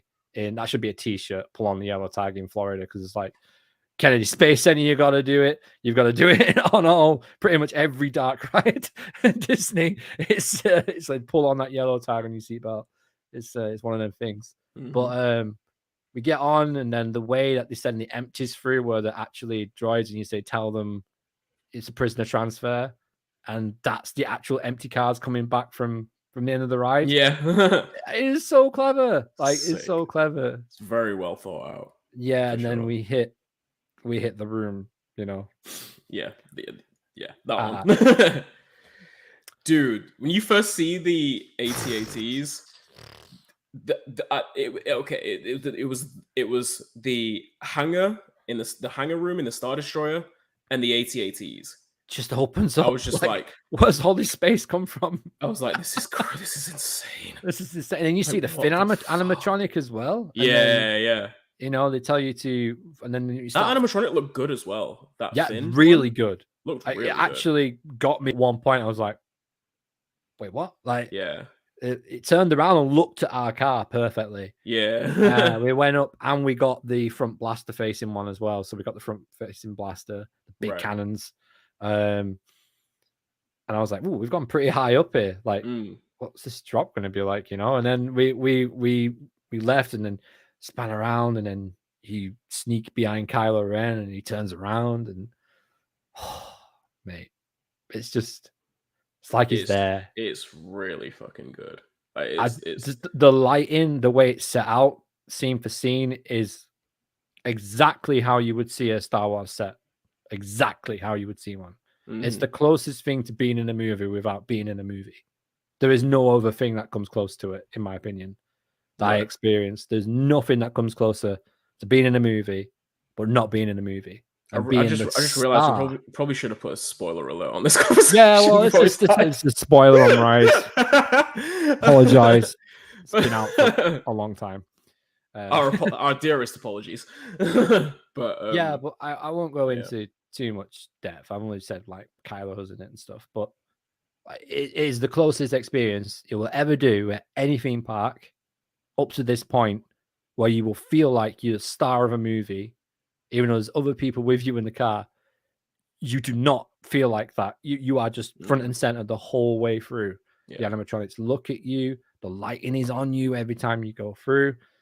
The way the tension builds, like when the animatronics turn and like acknowledge you, and you just as the story progresses. Yeah, the way it just like they've mastered just building tension and just progressing from moment to moment. It was insane. At that point, that was the first e-ticket Disney attraction that I had done as not an 11-year-old child. Basically. Jesus. Well, okay, that's a lie, actually. I have been to Disneyland Paris after that, but just not as a child, I'll say. That like Rise was the first one I had done as, you know, as an adult, like sort of more invested. You're purposely going to that park to experience that attraction. Of course, it is unfortunate that I only got B mode, but like, but I was able to still see like just like Walt Disney Imagineering's mastery of progressing storylines, progressing scenes throughout an e-ticket attraction. Like that was still there, and the way the blasters hit the roof and like you could just see what it hit. Like it's just perfect. The lighting that changes around it, and this thing goes on and on and on and on all day, every day, and it's just like there is so much behind it. Yeah, it's just so unfortunate because there was one moment where there was the moment where like the escape car turns and you just see Kylo Ren walking towards you like purposefully, and it's just that moment, just the tension just goes boom, just like you just see him coming towards you and you're just like, oh shit. Like, what's about to happen? That saber up. He fires it. Literally just, like stomping his way to you. And then like the doors close and it's like, oh shit, what's going on? I didn't get the effect. Oh no. Yeah. You didn't get the Qui-Gon Jinn. No, I didn't. I was so good. Man. Didn't get the sort of punchline to that build-up of Kylo walking towards you. I didn't get the punchline. Did you not even get the sound or the impact of him? No. Nope. Oh man. Didn't get any of it. Damn. Which is really it's I mean it is what it is. Like yeah, for sure. Just you'll get it soon. You'll get it soon. I'll you get back I'll get back on it at some point. I don't know when I'll be back at Hollywood Studios, but I'll get back on it at some point. Just go for rides. Take a left, go past the Chinese theater, straight through in the queue line. It's the quickest way. Yeah, the ride was still awesome. But yeah. And then the simulator section of it was, I won't say any more than that, but it fucking blew me away how good it was. Yeah. How realistic it felt. But yeah, I came off that ride, and if you guys have seen the vlog, like I choked up. I couldn't believe that I'd finally done it. I'm getting emotional now thinking about it.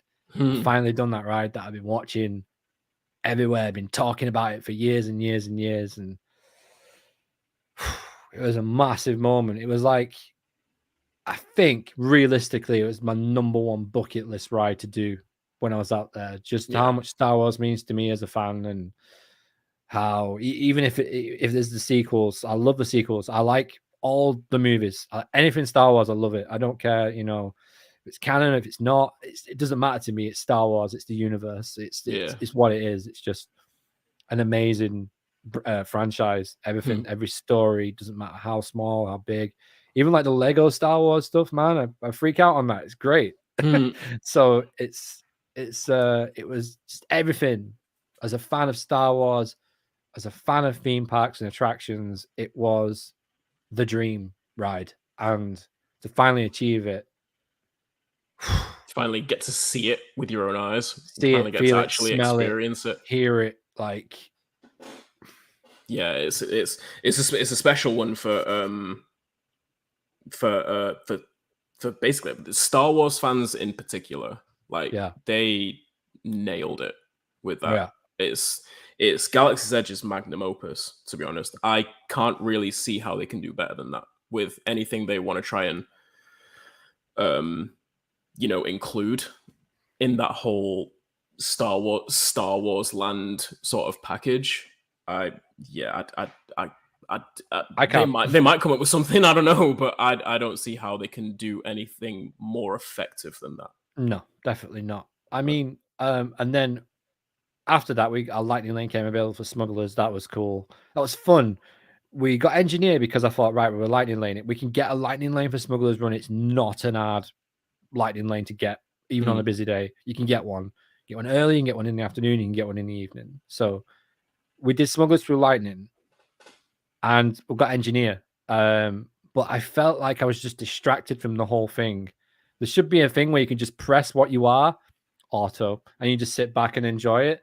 Like, talking, you know what I mean? So like you couldn't, like you were so.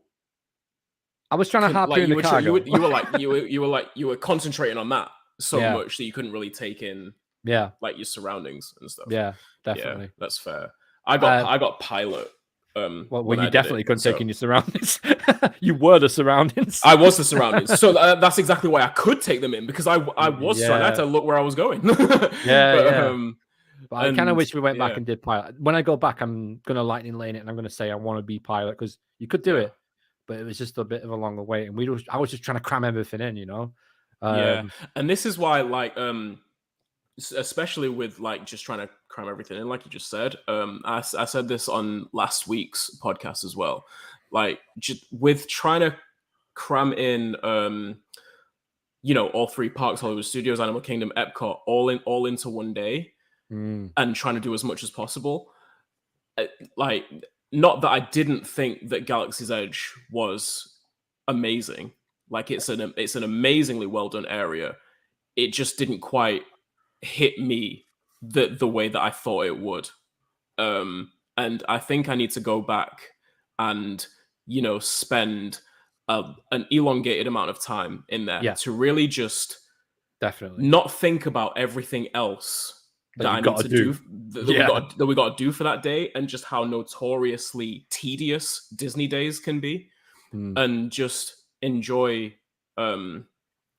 Batuu, enjoy Galaxy's Edge. I think I would have a much higher opinion of it definitely after really just taking the time to let it to let it all sink in, and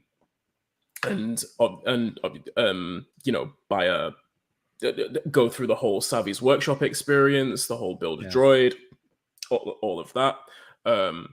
Yeah, I would like to do that. I don't know when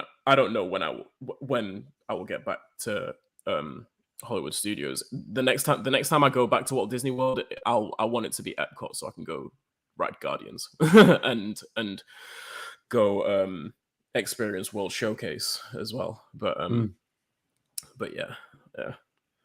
So it was Smugglers was great, but coming off and just walking around the area and seeing Kylo Ren walk around with the First Order stormtroopers, and it's just like the lore and the way they've just brought every single thing from Tatooine, and they've amped it. What you would see in a film or in a series, they've amped it up so much. Like, you can stand by a door and after 2 minutes it'll go off. It'll start beeping at you. And there's blaster holes in the walls. There's, Black Spire Outpost in itself is just gorgeous to look at. The Millennium Falcon, man, that thing is fucking incredible, dude. That might just be like the best. We talk about weenies in lands. That might be the best one I've ever seen. Yeah, it's just genuinely. The amount of detail on that thing, and because you did Lightning Lane on Smugglers, you won't have gotten to see the top of it, would you? Would you? I don't know where the Lightning Lane yes goes. So there's little gaps. I did see the top of it. There's little gaps. So it goes up. You did see how just like the insane amount of detail on the top of the Falcon. Then just like, oh my god, every wire, every switch, every nook and cranny. Unbelievable, man. It's insane. It's a fully life-sized fastest hunk of junk in out there. Yeah, it is. It really is. It is crazy. But actually being in, you get the experience of being in it even when you're in the Lightning Lane, you come out at where the common area is in the Falcon. Right. That's where you come out of. So it's like next to the table, like, the area. It's just threw me. It just threw me into like Return of the Jedi. Like, it threw me into the old movies in my head. Just Rise was about the new stuff. Smuggler's Run is like almost feels like Clone Wars / original series, right? Like where everything kind of is like Hondo, and you go and get in Calaxium, is it? I think it is, and it's just Calaxium. Calaxium, that's it. Yeah. And you're just thrown into it, and you've no choice just to accept how fucking amazing it is. There's just no choice. Like, the whole boarding process for the Falcon, it literally looked like a proper a boarding gate. It looked like a boarding gate, like a space boarding gate. You were just about to go into a ship or onto a plane, but themed to Star Wars. It was just, it was madness. It's awesome. Batuu it's just awesome. It's just awesome to be in those environments that we know so much about, and that we love so much. Like, But yeah, man, I'm glad Galaxy's Edge lived up to all your expectations and surpassed them. And everything. The only thing I didn't get to do at Galaxy's Edge was docking bay 7. So I didn't get to go in there. I didn't get to go in Olga's because it was too busy. Yeah. So same. There was no reservations, so I didn't get to go into the cantina. I didn't get to go in Savi's because that was sold out. And the queue line every time I went was like an hour to look at Legacy lightsabers.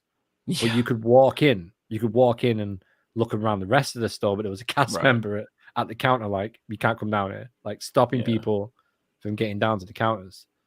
But I did manage to pick one up. I picked Vader's up, so I'm happy with that. That was cool. Yeah. I'm not going to out on display yet. But, yeah. Nice. All right. So, switching gears. Do you want to talk about Cosmic? Just a little bit. Did you get Disney? Did you get to ride it? Oh, okay. Yeah. Go for it. Yeah. What was that? Yeah. How was that? How was that for you? So, I have disappointing news. The coaster lacks. Okay. The coaster lacks. The theming is up there with Galaxy's Edge. Right. It's incredible. The pre-shows are spot on. The humor's spot on. The queue line's amazing. It's crazy.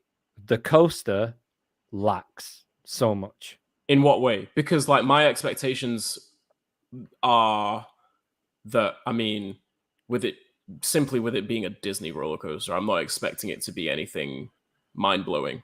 I'm expecting just a fun coaster with a lot of I'm expecting the theming, the presentation, the storyline, the visual effects, like all of that is what's gonna, blow me away. It's not gonna be the coaster that does it. Then you'll be okay. You'll have a great time. Okay, cool. All right, cool. You'll have a great time.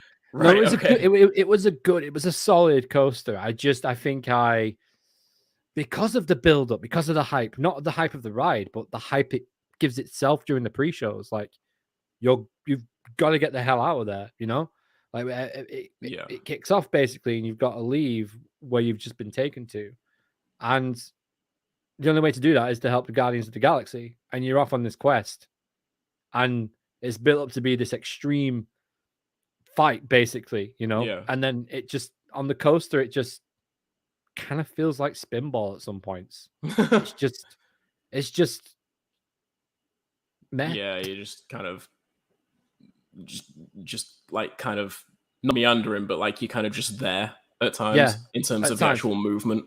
So stuff. the first launch is fun. That's fun, but you get to the top of it and it's like, right, what's next? It's like, yeah, come on, where is it? Where's this little pop? Where's this extra bit of G-force coming from? It's very, it didn't take away from the experience, but it kind of didn't deliver on the pre-shows. kind of evident that it was just they were scared to go a bit too extreme. I think they were holding back, and that kind of goes hand in hand with what I've been told by other people as well. Like it's a good coaster.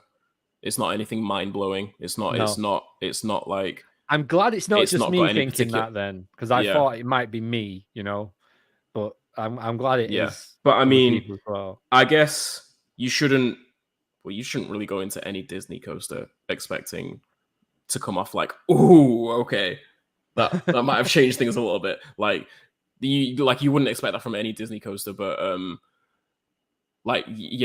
just with that one, especially something like that with how open-ended the story element and the thematic elements were to us as it was being constructed.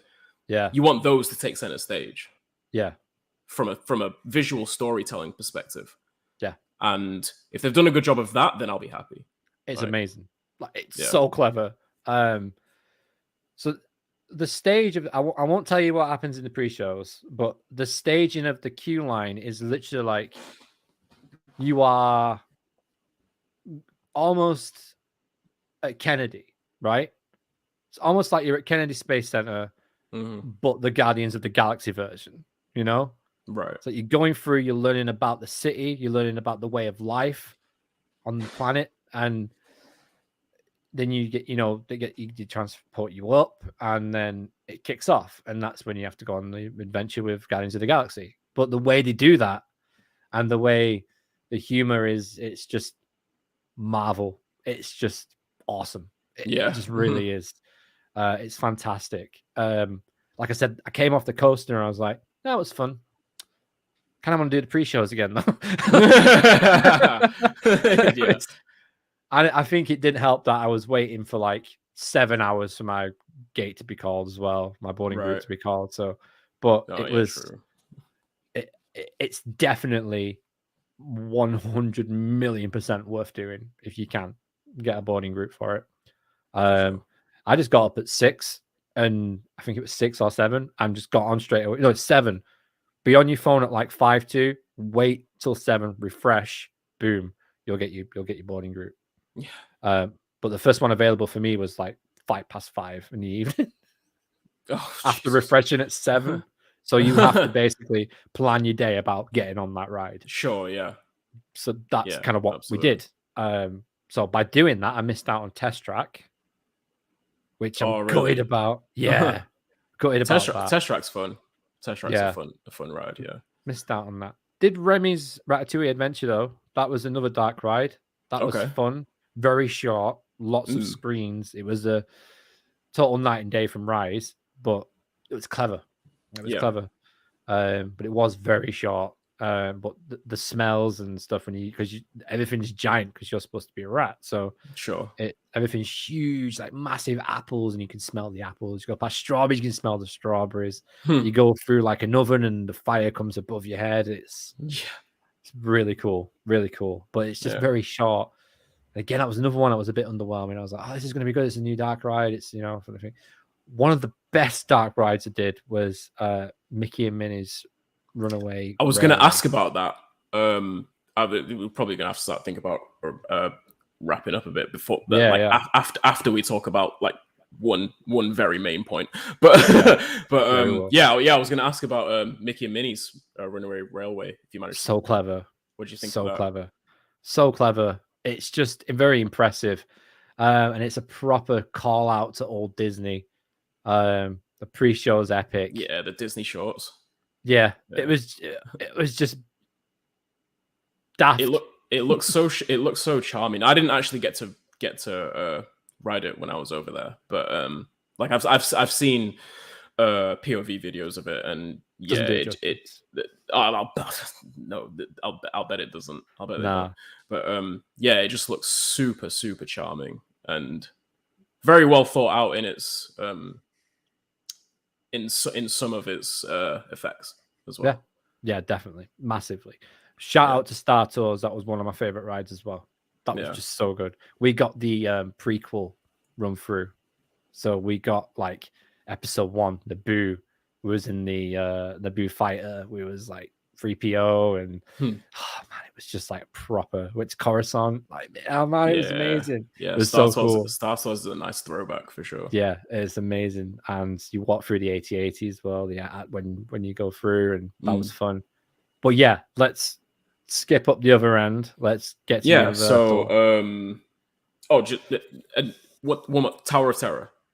Did you manage to do on Tower of Terror? You didn't do it? Oh, no. Okay, that's unfortunate. Didn't do it.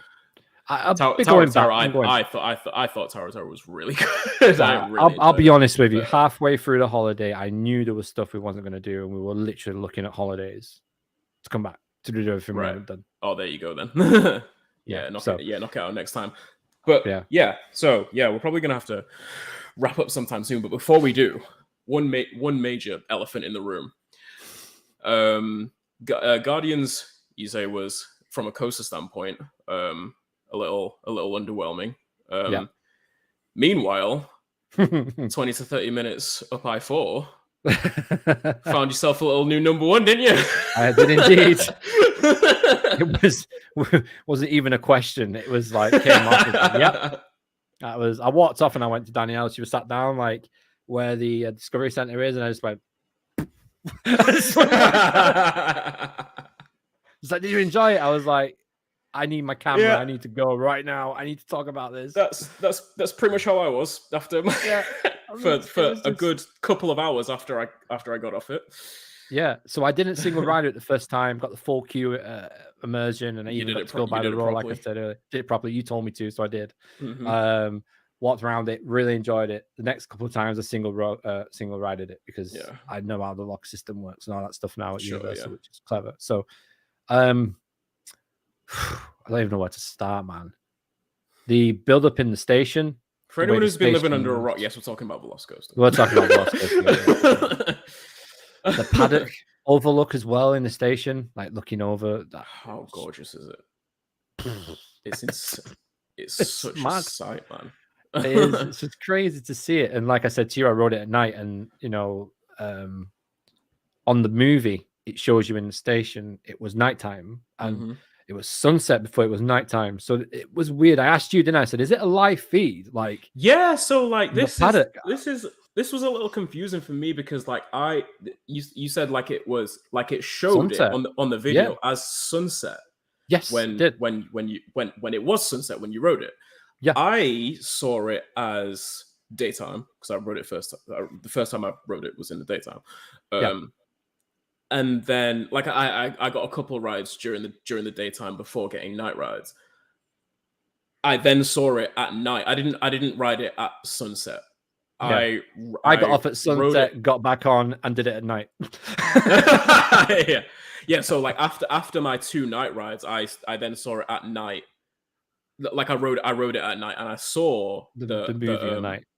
Yeah, the video at night. So I was just like, oh, they must just have a daytime version and a nighttime version. If anyone knows, I didn't know they had a sunset, like it was sunset version as well. So it might just be wholly synced up to what time of day it is, and that is cool that's even cooler than I thought it was. Yeah, exactly. Yeah. And the whole humor behind that section as well is like, we're live, Chris. They're quicker than you realize, Claire. They're quicker than she realizes. And then I got proper Oblivion vibes. It was like, it's not safe. Do not come down here. Yeah. So yeah. Take that. What do you think of the station, man? Because the station like is a lot of people before I wrote it, I heard a lot of people say like it's very minimalist and like it's not quite as bombastic as maybe like the fact that people are counting down from 15 stuff. like the whole time and dispatching that thing within like 15 30 seconds, whatever it is. Yeah, there's literally counting down. You can see the host running up and down the train, pulling on the bars. It's in and out, in and out, in and out, in and out. There's not a long queue on Velocicoaster. It's not. It's designed for it's one of the most efficiently run. It might be the most efficiently run coaster I've ever seen in person. I have to agree, because even in single rider, I didn't stand that long, and you have to have a gap to get on single riding. The only thing that threw me off with that was you come out the stairs on single rider and it kind of you avoided the little zigzags that you do, by the you don't get as much time in that room to watch the entire station video.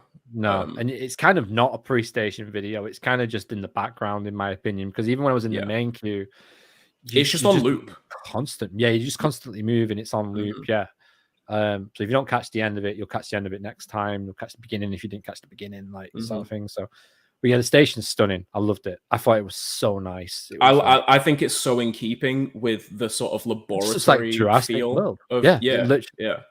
Literally felt like it was what would be behind the paddock glass in the InGen facility. Yeah, exactly. Sure. You take that turn out and then you hit the first launch section. So what are you thinking as you take that turn out of the station? I wasn't thinking any. The first time I did it, I was like, creep around it. Yes, smacking my heart that bar, like, yes, come on, we're doing this. And we got in and then boom. It's not like it's boom. Yeah, it's not. Before you know it, you are. It's not at the top of that inversion. You're coming down. You're hitting the next element. Where were you sat in the train? Where were you sat in the train? The first time I rode it was second from back. Right. Okay. So you will have gotten you hit that first inversion. Yeah. And it literally it whips you out of the exit. Yeah. Kind of the same way as Icon's Immelman does, but it's more laterals than airtime. So many laterals. It's no. That's not true. It's laterals and airtime. Icon's Immelman is more just ejector airtime. Let's just put it this way: it feels like you ain't going to stay in your seat. Yeah. and also it feels like you're about to get your head fucking chopped off by the rockwork above it as you fly into the rocks. Yeah. And the first run I didn't even notice the Raptors, man. I didn't even notice them. I was just like, wow, what's going on? Didn't even notice them. But yeah, there was one turn in the paddock that it looked like it was just going to be. I could see ahead, the train ahead was turning, it was banking, and it was banking, and then all of a sudden it just kind of like whoop, just literally extra second, and then you come back down. The first time I hit that launch, oh my god, that was. It's quite a transformative moment, isn't it? It's like la la la la la, dink. Whoa, okay, I'm up the top of the top hat. Let's do this. You fly over that thing when you're on the back. It's so much fun. Like you steep up and then you're over, and then straight down into that weird ass stall. It's so strange. You don't feel it. You don't feel like you're in it until you come out of it. It's so weird that you hit it and then.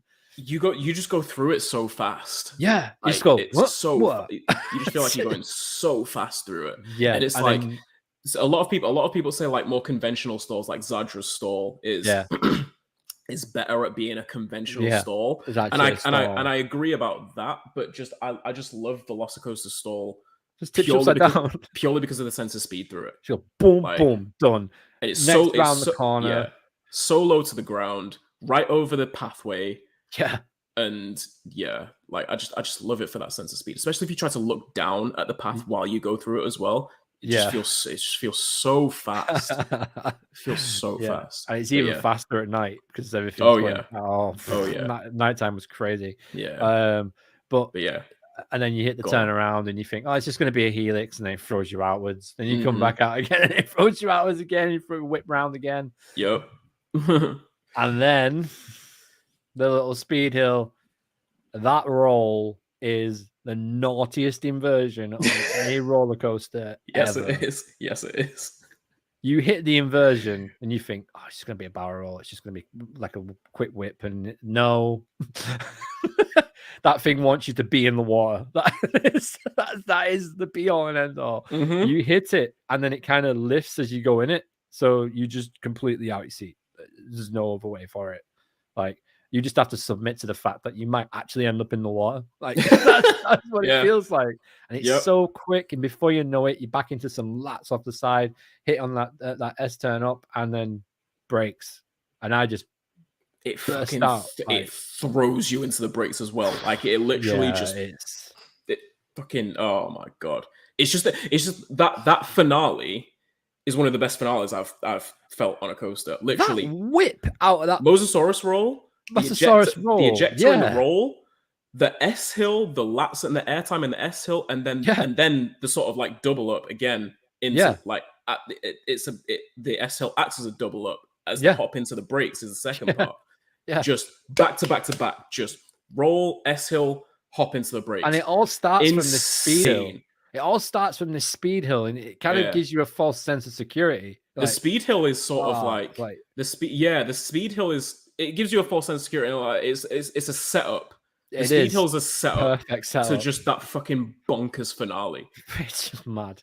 I wish they had the animatronic though. Like incredible, man. We were they had a little piece of merch of a Mosasaurus over. It was like a little diorama, and it was a Mosasaurus that came out of the water. Yeah, and I was almost thinking like, this is what it would have been like, you know. Right. I was looking at it. Off, mate, I couldn't get enough of it. It is the most well done, well executed themed thrill coaster I've ever ridden. It's perfect. Like it's so well themed and presented. Yeah. There's the element of story, the more present element of story. That's one of the reasons I rank it over Taron. The presence of story. The story's easy to understand. Yeah. Within the scenario of just being on a roller coaster in Jurassic World. Oh my god, how good are them screens in the queue line? Exactly. Like I did not expect it to look that good. It's literally as soon as you get into the building, everything changes. You're in the entire scenario. I've never queued up for a roller coaster and watched the promo of that fucking roller coaster. Like to hype you up even more for that ride. Yeah. Like as if it couldn't hype you up even more. And then the fucking windows to the second launch. How like there's so much stuff in the entire experience that they just didn't have to do. No, but they did anyway. Yeah, because it just levels up the whole experience that little bit more. Like there's so many smart little things, just cool little things. The way the lighting the second changes launch as windows. well. The flashing red lights as the train's about to hit the second launch. Blue to orange on the floor, even on like the spotlights that just every so often, boom, it'll go orange, it'll go blue, and it's like, you know, what's going on? Like the little props, the books from like characters in the movies, the book from Ian Malcolm. The little car, the little car that every time the little the ride vehicle car that every time I passed it, I was like, put that in a store immediately. I will buy it. Let me spend my money, goddammit. They did it in wood, which isn't good enough. They need to release it in die-cast metal. The Raptor animatronics in there. The smell, like the nose moves. The fact that the eyes follow you if you get them on the right angle. Like they shake the entire like wall and the fence. The fencing bracket. Oh, it's just everything's just done to such a high level. Yeah, all the tiny little details are all taken care of, all accounted for, all maximized to like the height of what they should be. It's the most well done themed thrill coaster experience I've done. Yeah, for all of these things, and these things are so important. To one thing I wanted to talk to you about, we were talking about when you came back the first time, the soundtrack. It's completely different. Yeah, what you hear. Yeah, it is. It's built up. I fucking loved it. I was like, oh, it's not just the advert. Nice. I was like, nice. Well, it's like it's almost like you look on the surface of it, and it's like it doesn't really have like a soundtrack in the ride itself. It does. It really does, man. When you break it down as a musician, it really does have a soundtrack. Sure, yeah. But like it's not conventional. Like no, it's not conventional. It's more ambient, if anything. It's literally like a movie section of music. It's like OST. It's just going along and along and along and along. Right. And then when you get into the station, it all goes, and it's just the noise of what's going on around you, like all that computer sound, the cameras moving in, and the low rumble, the bass. You can slightly hear things going on outside, and you're like, the low rumbling in the station. Oh my god, it's just underlying, it's underlying, it's lurking, it's unsettling, it's tense. It doesn't need to be over the top or anything. It's just it's literally a low rumble, and then the noise from the screen and the video that's being played plays all these effects, like cameras zooming in, computers changing over to different screens, flickering. Like it's just it is mad. That low rumble is like it's unbelievable. Like how they could tick so many boxes so thoroughly. Yeah. Bonkers. It's unbelievable. And then you get to go and ride a roller coaster. Then you get to go ride a roller coaster. And that's fucking amazing as well. Like, and you will have seen now just that, like, if there's one roller coaster that POVs just do not do it justice for, it's Velocicoaster. Like, you can't, no, straight up.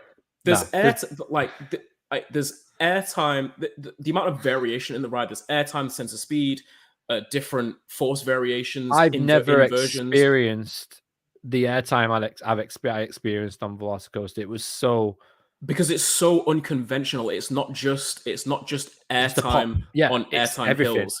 It's like airtime going into an inversion. It's airtime coming out of an inversion. It's airtime during an inversion in the most horrible. It's sideways airtime. It's residual airtime from lats, from lateral like directional switching. It's like it's all completely unconventional and really creative. It is. And to the bone, man. I could go on. Like I could keep going on. But I just want to talk quickly about that launch at night. In the paddock, you are literally going about 10, 15 mile an hour faster in the evening. It felt like it warms up. Felt like I hit that second launch about 40 mile an hour. That we turned around the corner. Before I knew it, I was upside down, man. Like it was insane. The first launch at night, after it's been running all day, the first launch, mental. You'd be shot out of the cannon. There's no acceleration like it. It's just so quick. Boom. It's really freaking good. And I got and then at times at night as well, you'll see the watchtower like come across the train as well. And just like if you stand outside the paddock, like you can see the watchtower like searchlight just sort of like rotating, just surveilling the area. On ride, sometimes it hits the train. And it hits it's the restraints in front and it flashes back off it. There's so much, man. I could ride that coaster all day, but I didn't have the opportunity to, because like I'll finish it on Hagrid's, because that was a ride that was special, because we left it until like second to last day. We were thinking about it all the time. We've been to Hogsmeade with the Butterbeer and all that stuff, and I'd done Forbidden Journey and all that kind of stuff, which was great. But then that coaster is just, it's next level. It's wonderful, isn't it? It doesn't feel like you're sat on a bike. It feels like you're just on a really, really good roller coaster. And the spike, I couldn't believe how much airtime there is on the spike at the front. We got our first ride was Sunset front row. That was our first ride. Wow. And it was beautiful. I did get a front row ride at some point. I can't remember if it was, I know I did do front row. I can't remember what time of day it was, but yeah, just front row in general is where you need to be on Hagrid's. Yeah. It's just so much fun and so well done. The spike, I couldn't get over how much airtime I got off that spike at the front. Yeah. You literally go right to the top. I was expecting it to be this tiny little spike. Nope.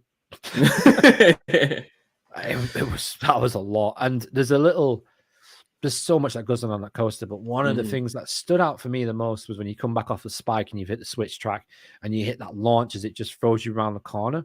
That corner has some turn feelings of like what Velocicoaster does in some sections, where you don't know it's there, it just throws you out. You literally go like this across your seat. You've moved, and it's tight. Like the turn radius on that turn, because I know which one you're talking about. Like it's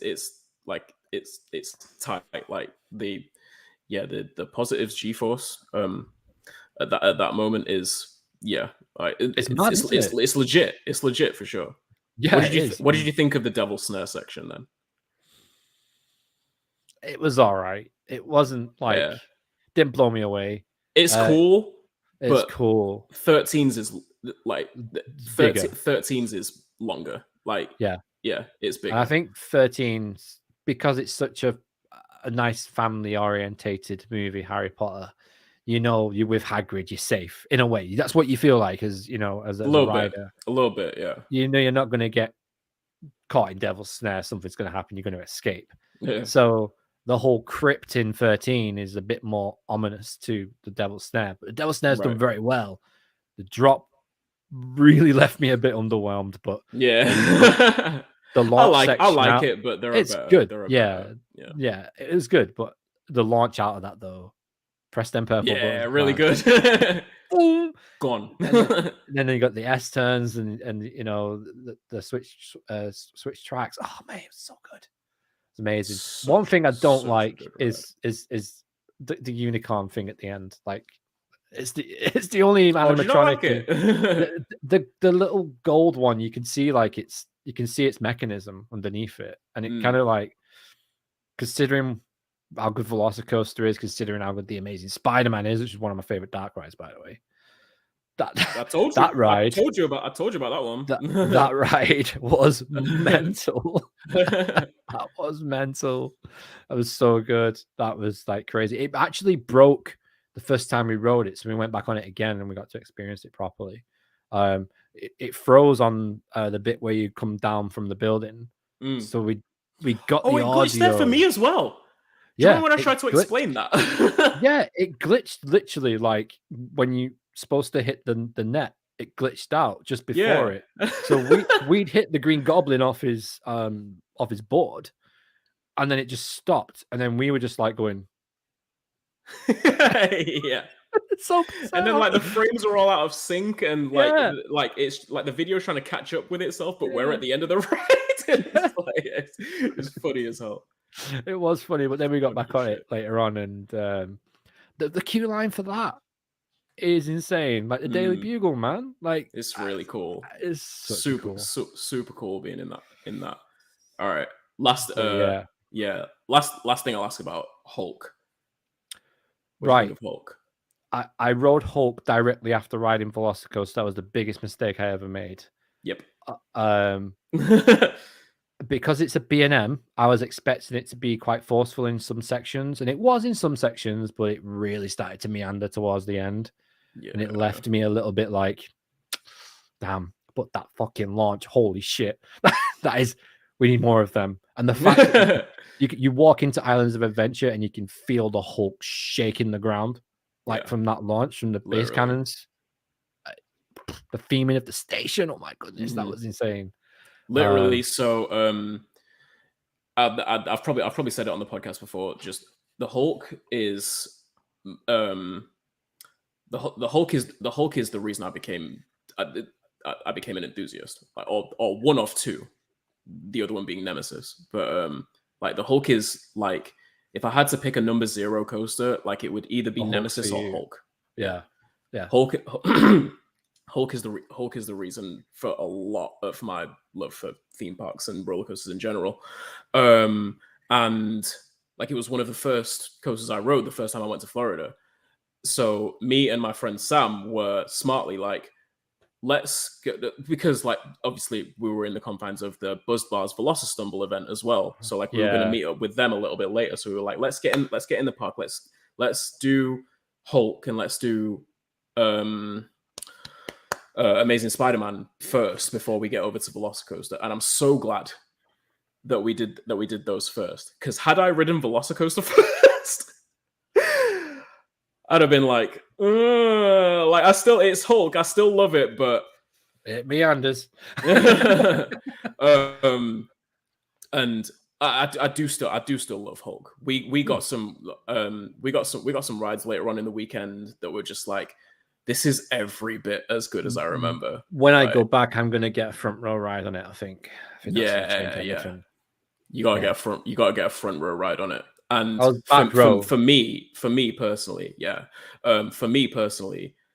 the first 2/3 of that ride, up until the mid-course, everything up until the mid-course, incredible. The way it paces through all of it, it's insane, and partly because it's not just your conventional B&M mega looper formula. It's not just loop, dive loop, 0G roll, cobra roll, or batwing, or whatever. It's a custom layout, and every element hits up until the mid-course. The strength of the first 2/3 of the ride makes me okay with the ending being a little lackluster. Yeah, I know what you're saying. There's a lot of sentimental value wrapped up in there for me as well. So I can understand when. Yeah. I love that corkscrew out of the turnaround. Oh, it's so forceful, isn't it? Woof. God, good, because it's steep. It's a steep corkscrew. You don't realize it, but it's steep. It flies into it. It's almost like a flat spin, but pulled up. Totally. It was really good. But I loved Islands. We didn't spend too much time in studios. We only went in there for one night. I went into Diagon Alley. Gringotts was very underwhelming for me personally, after everything I had experienced throughout the whole holiday. I came off it like, didn't really do much, did it? It does do a lot, obviously, but it was very we can obviously get into this in future conversations but like it's funny because like the first time I rode Gringotts, I thought the same. And compared to, it didn't even compare to Forbidden Journey. The first time I did both of those, and then this last time in November, complete 180. Right. I loved Gringotts and I thought think this Forbidden happens Journey a lot was... in America with different rides in Orlando. I think this happens a lot for a lot of people. Like they'll go Yeah, and it's kind of weird. not like something and then go back again and be like, actually, you know what? I did enjoy that. That was good. Yeah. Yeah. Yeah. It was just I don't know. Right. I think what did I do? I don't know what I can't remember what I did that day before we went back to ride Velocicoaster for the last time. That was a sad time. On the break run, I won't get to ride this again. I said in my vlog, I was like, I don't know what I'm gonna do now because I can't keep coming here at the weekend. Like, I just can't wait to get back on Nemesis, like for the Towers Times event. That's gonna be good. Get a bit of that feeling of force and power and speed. That's what I need. It's really lacking right now. But yeah, like I'm at the very least, I'm glad you got to see why I think so highly of Islands of Adventure. That's literally I have 4 parks that I just like. I can't. Jurassic Park River Adventure. Wow. Yeah, and just the water rides at Islands in general, just how top tier they are. Yeah. But I mean, it's Orlando, in it. Like it's Florida. There's no way you can cover really everything in that area. But I'm just glad that you got to see just how high quality and how elite Islands of Adventure is as a park. Yeah, definitely. Like it's untouchable in a lot of ways. Like even though there's only 4 coasters in there. Yeah. One of them being best in the world. Well, I was going to say one of them being a kids coaster in Flight of the Hippogriff. Flight of the Hippogriff, but just like what they've managed to do in terms of combining, high quality, in the case of Velocicoaster, elite level thrill coasters with elite level theming, storytelling, presentation, dark rides, visual effects, and then dark rides as well. It just like there's not many places in the world. It's up there with Fantasyland and Silver Dollar City for me. The Marvel area blew me away, man. Like it's very simple. It's very well laid out, but it just feels perfect. And it just fefeels so nostalgic, yeah. But like it's just it's simple. Yeah, it's simple. It's simple, like you said, and it's charming. Yeah, it's just great. You come out of an arcade and you come off Spider-Man like into a shop, and it's just it's perfect. It's 80s and 90s thrown into one ride. It's for sure. Madness. All right. Quick shout out though. One shout out. The space shuttle launch experience at Kennedy Space Center is one of the best dark rides I've ever done. So good. Have you done it? Have you ever done it? I haven't done it, no. It's basically Star Tours, but it tips vertical. Oh shit, okay. All right. That sounds amazing. It's good. You need to get out to Kennedy if you've never been before, man. It's mind-blowing. They've like got so much on down there. There's so much more to do. We were there for 6 hours. We couldn't do everything. Yeah. That's mad. Like they've got a new flying theater ride now as well, the Gateway. That's insane. So, yeah, if you go into Florida, do make plans to go to Kennedy. If you've never been before, please. It's such an eye-opening experience. And everything's legit. And everybody knows everything about anything. There's so much to see. And it's just like the whole history of space flight. And for me, the only thing I'd seen close to that was like York Train Museum. Do you know what I mean? So like going there was just like mad. It was mad. But the space shuttle experience is literally Star Tours. It is the same. I'm pretty convinced it's the same model. It just goes, it tips you on your back, and it uses like Subterra, the way it used to push and pull you with your seat. I never used Subterra. Well, it uses that technology of your seat moving backwards and forwards to imitate G-force being pushed against and being pulled back against. Right, yeah. As you launch in, and it tells you how many G's you're pulling, what speed you're doing on the thing, and takes you through a whole astronaut training thing while you're in the, queuing up for it. And it's just brilliant, absolutely brilliant. But yeah, man. All right, well, that concludes part 1 of the Florida recap, because there's no way we could cover everything. But no. But yeah, I had a great time. The vlogs are coming. Yeah. I'm glad everything lived up to your expectations. Well, and some prep. Yeah, a few. You know, things. overall, there's a few things that were underwhelming, but overall, like, yeah, it was everything you wanted it to be. It was. Yeah, it was nuts. Honestly, holiday of a lifetime. It's made me want to go back, so I'm going back. Also, quick one, going to Disneyland Paris in March, so that's going to be interesting to see what Magic Kingdom's like at Disneyland Paris and the Avengers Campus and everything. That's going to be sick. So I can't wait for that. The next vlog, though, if anyone's still in the chat, if you're not all gone to sleep, is Genie Plus. I get on 10 rides before 1 p.m. at Magic Kingdom in July by using Genie Plus.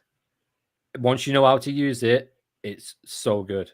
So stay tuned for that one. It's very good. It's very good how to use it. Nice.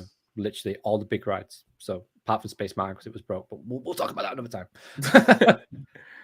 But yeah, right. Thanks so much for joining us, guys, and we will see you next week at 8 p.m. on Wednesday. Bye. See you later. Bye.